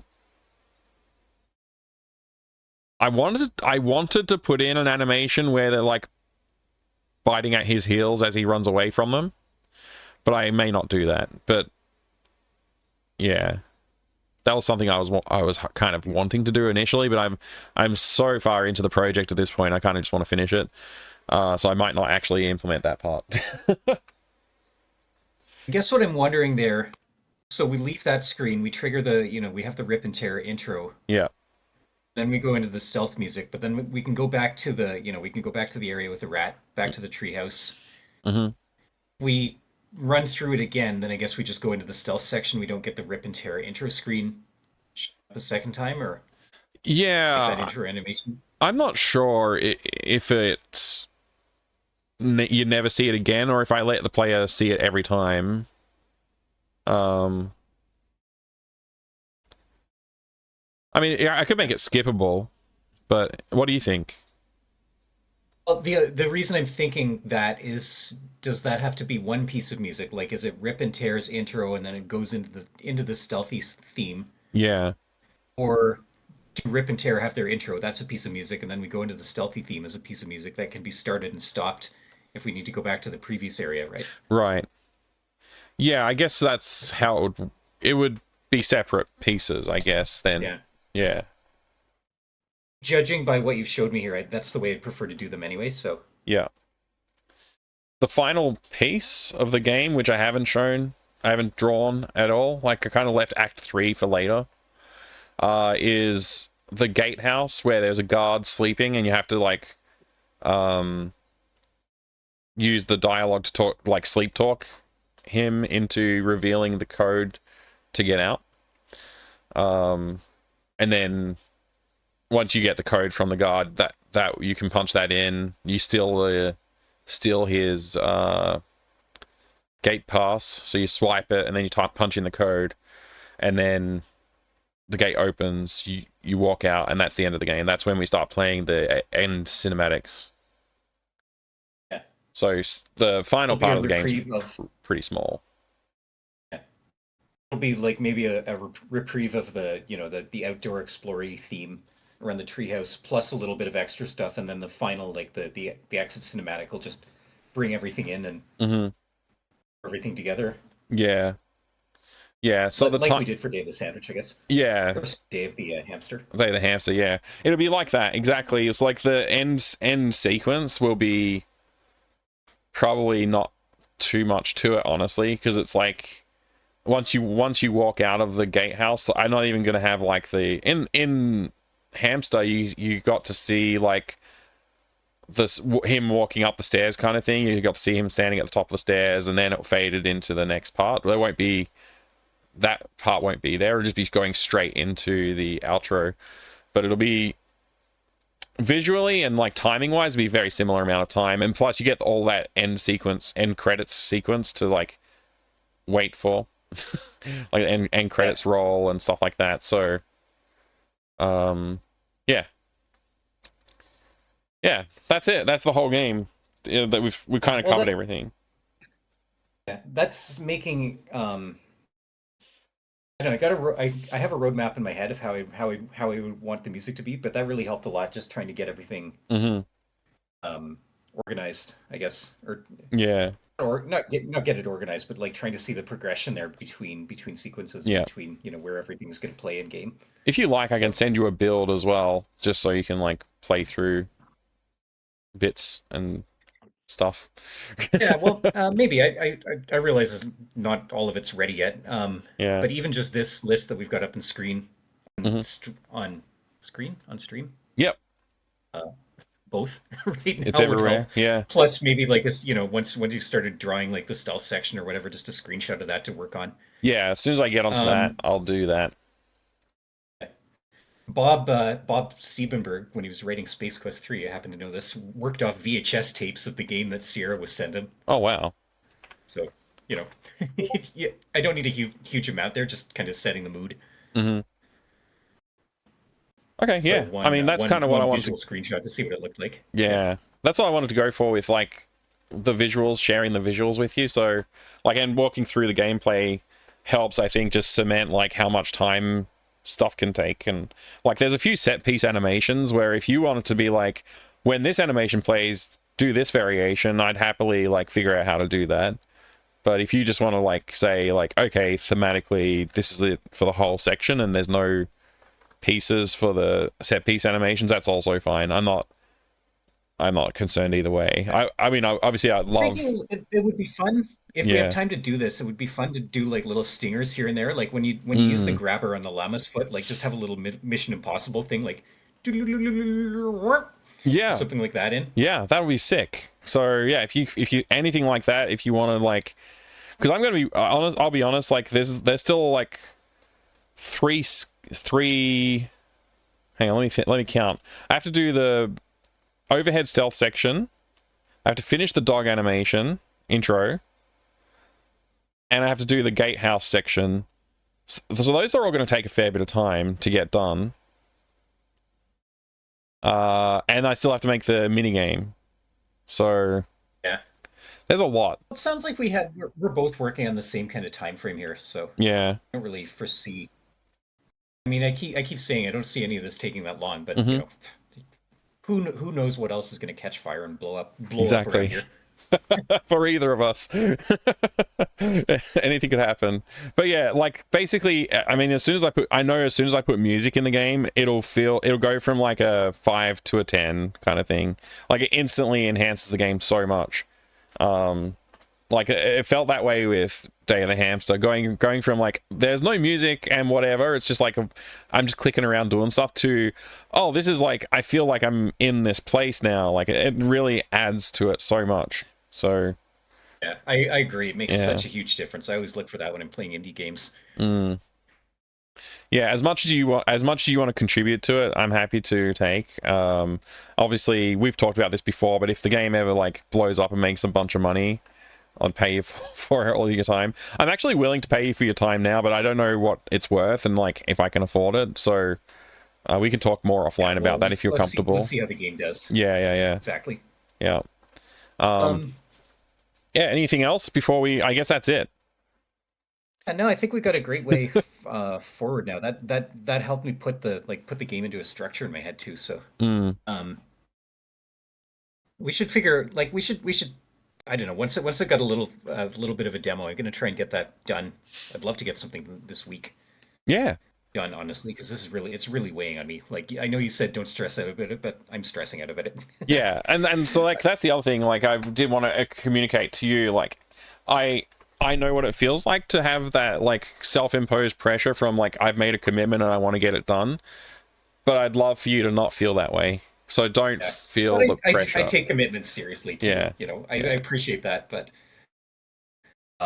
it's working on scoring games is a little bit of a pet dream for me too. So having the opportunity to, you know, finally start doing that is something I want to make a good showing of, I guess. So yeah, I mean, you absolutely killed it on the last game. So couldn't have asked for a better track. Yeah, well, I really appreciate the kind words there. Why don't I try and I'll try and get a little demo together of either Rip and Tear's theme if I can recover my old stuff, or just the main, like the exploration, like the X-Files type kind of weird mysterious things going on theme. That sounds cool to me. I'll shoot you something whenever ready, and then maybe we can pop on, you know, even I'm more than happy to come back on and show off the process if I get my setup back ready to go here. Absolutely. I mean, it is like we are in like mid-December. We've got December going on. I got family stuff that's going to be happening throughout the month as well. So yeah, whenever we get stuff done, we'll work it out. Like I'm happy to just try and fit it in.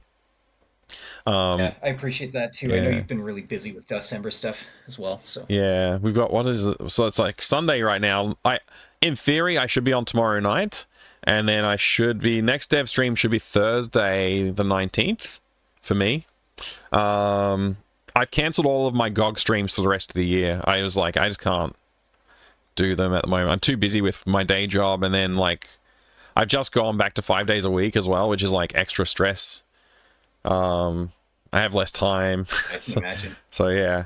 So like the next week dev stream 19th in the evening or the 21st. It should be my first weekend where I'm actually free. This weekend, like I forgot how much I had on this weekend. I think I'm free on the 21st. So I should get a lot more game dev stuff done there. Well, let's shoot for having something that you can check into the game by then. Yeah, sure. Or a little rough demo, or even something a bit more polished if I can get it. Yeah. So. One thing I could try and do, I might do this offline, I could try and write something into the game where it's like load Act 1 music from a file, like an MP3 file or something like that, at the start, and then load Act 2 music when you get to Act 2, and load Act 3 music when you get to Act 3 or something. And that way you could like have a build where you can just drop new files in and see what it feels like in game. If that's something you want to try. Oh, I guess you could just play it in the background while you play the game. What am I thinking? That's probably easier. Yeah, I could just send you a build though. Play in the background. Yeah, Sure. I can send you a build. I'll try and do that sometime this week. I do have AGS set up here, but I have no idea how to use it. Yeah, So, I wouldn't worry I about don't it. want to get into trying to build it myself. Yeah. Well, I really appreciate having a chat, man, and I'll let you get on with your evening. Yeah, I'm glad I could join in. I gotta go and get some dinner ready. My stomach is growling. Yeah, I haven't had lunch either. I realized that I started just before lunchtime, and I'm like, yeah, I should probably thought about that. But yeah, I'll talk to you again soon. Right Thanks on. again, Jay. I really appreciate it. Hopefully, Feel free to hit me up anytime if you got more, if you got more thoughts or whatever Okay. direction. actually, I do have one more thought, which you I've wanna ask almost me forgot to do, which is give chat a chance to ask any questions. Does anybody have any questions for Jay, either about this game or about composing music for games in general, anything at all? Feel free to drop anything in the chat now. I'll give you like 30, 40 seconds, just in case. But yeah, there's I don't know, the chat's a little quiet today, so might be no questions. But next time, I'm sure they'll have questions. So, refuse to have questions? That's okay, being you. We appreciate you being here anyway. I think there's a lot of thank yous in the chat. Even further questions. Sorry? That just raises even further questions. Futurama joke. Oh. One of my favorites. Yeah. All right. No, I appreciate it. I appreciate it, man. Thank you so much. I will see you. I'll talk to you soon. Soon, yeah. See you Anybody soon. in chat, feel free to hit me up by DMs too if you've got questions about Yeah. game composition or whatever. And I'm always happy to talk about it. Go follow Porter2Note on Twitch and Old School J on Twitch, both this guy. I shouted them out earlier. My creative channel. Yeah, I saw that. Thank you for that. I'm hoping to bring my creative channel back. It's just been now I have to learn how to reset everything that I had up under Linux. Oh yeah. That's been a curve. So. There's always like some little thing to do, right? It's always keeping ourselves a little occupied. All right, man. Thanks again. I'll talk to you soon. All right. Yeah, I'll talk to you soon. Bye. All right. Old School J is an absolute legend, everybody. If you haven't followed him, do go drop a follow over there. Old School J on Twitch and Porter2Note on Twitch as well. I think I'm actually done for the day too. That's a good way to wrap it up. We had a good day today, honestly, because like the productivity of like in-game stuff, we did a fair bit of like solved some problems that were really bothering me. I think you noticed how much it was bothering me when the animation sort of made me stop doing what I was doing and just try and fix it. I don't know why AGS makes it hard to do frame origins. It's like an obvious thing that most engines have. I don't know why AGS doesn't have it. It's very frustrating that it doesn't. But now that we've done, like, we've kind of got everything working. It's all very playable. Very happy about that. And now it feels a lot nicer, honestly. That animation fix is huge. A big save. What else is there to talk about? I think that's it. Like, we basically did that, and then we talked about music for the whole, like, for a good... That was a good long chat. I don't know how long it ran for. I've already hung up, so I don't know how long it... Did I get to see how long that call lasted? Oh, it lasted an hour. The call lasted an hour. That's awesome. So we had an hour-long chat with Jay. Talked about the themes that I want to go for. I tried not to be too prescriptive on that. Yeah, and Jay was a legend. Jay had a lot of good comments. I've sent this off to Jay as well, just copied and pasted that into our Discord DMs. So, yeah, this feels good. And actually, this is the first time I've actually written this down as like what my thoughts are and tried to organize them a bit. And I think that was good. It's good to do a walkthrough with Jay so you could see the game. There's not too much game there. It's not like I wouldn't normally ask somebody to sit down and just watch me play through the entire game because it's a short game. It was easy to do that. I think normally I'd probably just send like some images or clips and say like this is what it looks like. If you've got any questions, go ham kind of thing. But yeah, like, this was a really productive conversation. Act 2 and 3 are basically done. I think I'm going to stop going through this list for now, because most of this is just rewriting the dialogue and stuff. And I originally, when I started this, I was like, I want to get this to MVP levels. It's not at MVP levels, but I think it is at a point now where I can say look at it and say I'm satisfied that the gameplay is there. So I think next dev stream, I'm probably going to start digging into this mini game, as that's a critical part of the thing, and it is on the critical path. It's this or the stealth game. I've got like two options of like weird stuff to do: stealth path or this. So that's probably where I'll go next. That's probably where I'm going to go next. Well, I might change my mind between now and next stream, but that's probably where I'm going to go next. Work on this shmup section. So yeah, that was excellent. Thanks again, everybody, for hanging out with me. Thank you, Jay, for jumping online. I appreciate it. It was really good to have a conversation, get all that stuff out of my brain and have it talk and get some feedback as well. It was very, very helpful. Yeah, I guess next time is going to be this. So I think we're going to move on from this section. What I'm actually going to do before I move on fully is take a copy of all of this, basically. And then I'm going to paste it right here. And I'm just going to delete everything that's done.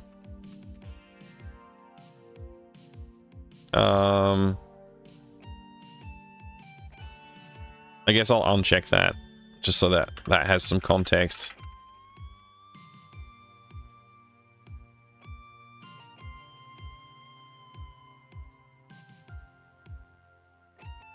Because looking at a long list of stuff that's done is good for the psyche, but then it gets a little bit like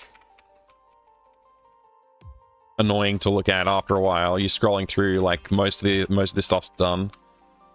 So breaking these out is going to be helpful, I think.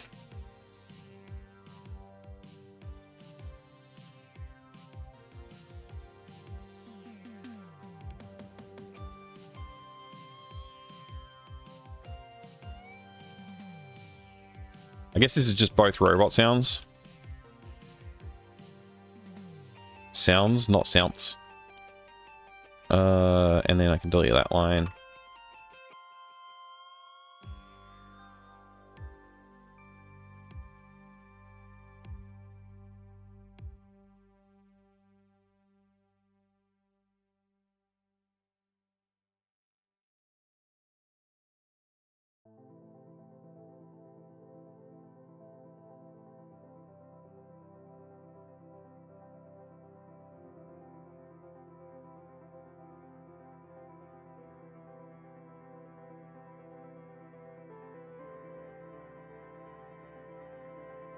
Delete all this. I shouldn't have copied it.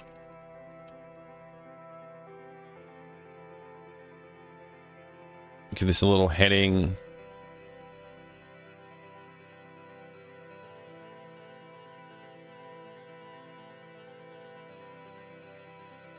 So I've just got those there for future note references. And then I'm going to put in, I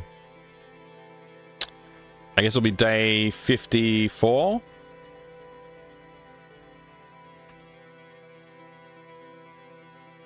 And we're going to have a little bit of a checklist here. And that's going to be start mocking up shmup visuals, colors, playership, enemy. So we have like a light fighter, and then a big fighter, maybe mid fighter and big fighter, and then we want to have like some like maybe we'll do like a ground. Well, it's not ground because we're like we got space section, so you know, like maybe just have like mines. I don't know, maybe we'll have mines. Maybe we'll have, like, you know, like space mines that float around. Hey, Pi. Good times, yeah, indeed. Helped me a lot too. That's good to hear, Jay. Thank you for streaming for us. Oh, it was my pleasure, Shin. My pleasure. Happy to. What else is there? We want to have, like, I guess, like, backgrounds, space, planets, something like that. I already wrote down what's in there. Somewhere along here I wrote down stuff. Here it is. Take that. Paste it there. So we've got the space phase, then we've got alien planet. BG. Go in, and then you go into cave, so cave phase.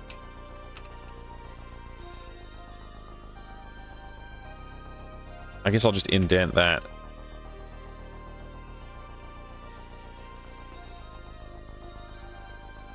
Guts section, and then final boss alien lord type section.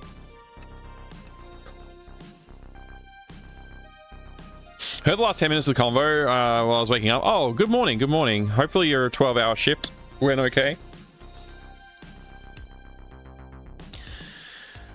Oh boy.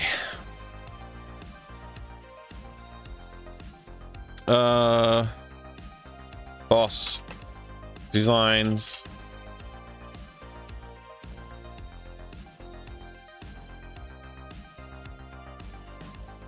Anything else? Getting ready for another 12-hour shift? Man, good luck today. Hopefully it's a smooth and quiet one for you. I don't know if there's anything else like to really think about. Like, maybe I want to add a little bit more variety to this, but this is basically what we need for that. So I just might like start mocking up some stuff. I always find it very annoying to like get started on shmup designs, but like once I get my head into it, I can have a bit of fun with it. So maybe we want to implement, like, think about implementing engine in AGS. I'll say shmup. Engine in AGS.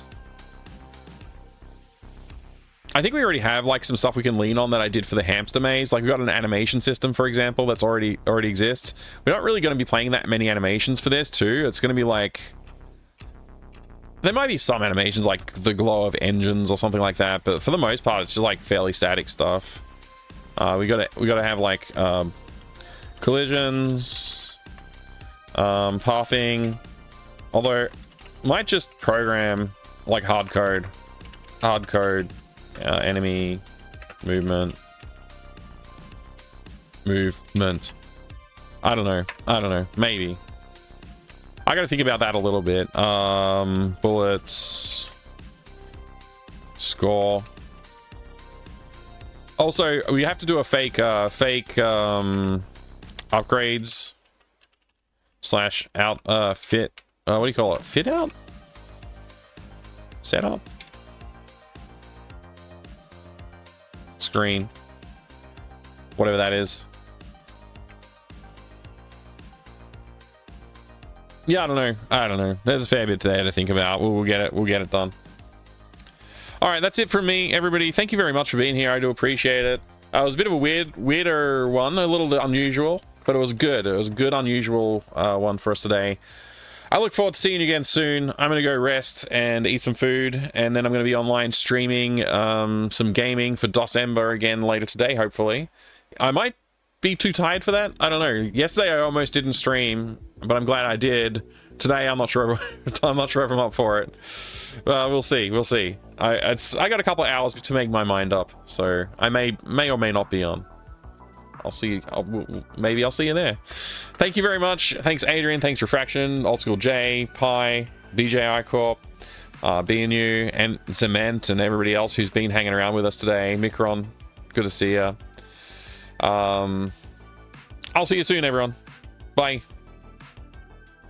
Stock for Wooder, thank you very much as well. Cheers. I'm gonna see if anybody's doing game dev that I can raid, but I kind of just want to go eat food, so maybe that's what I'll do.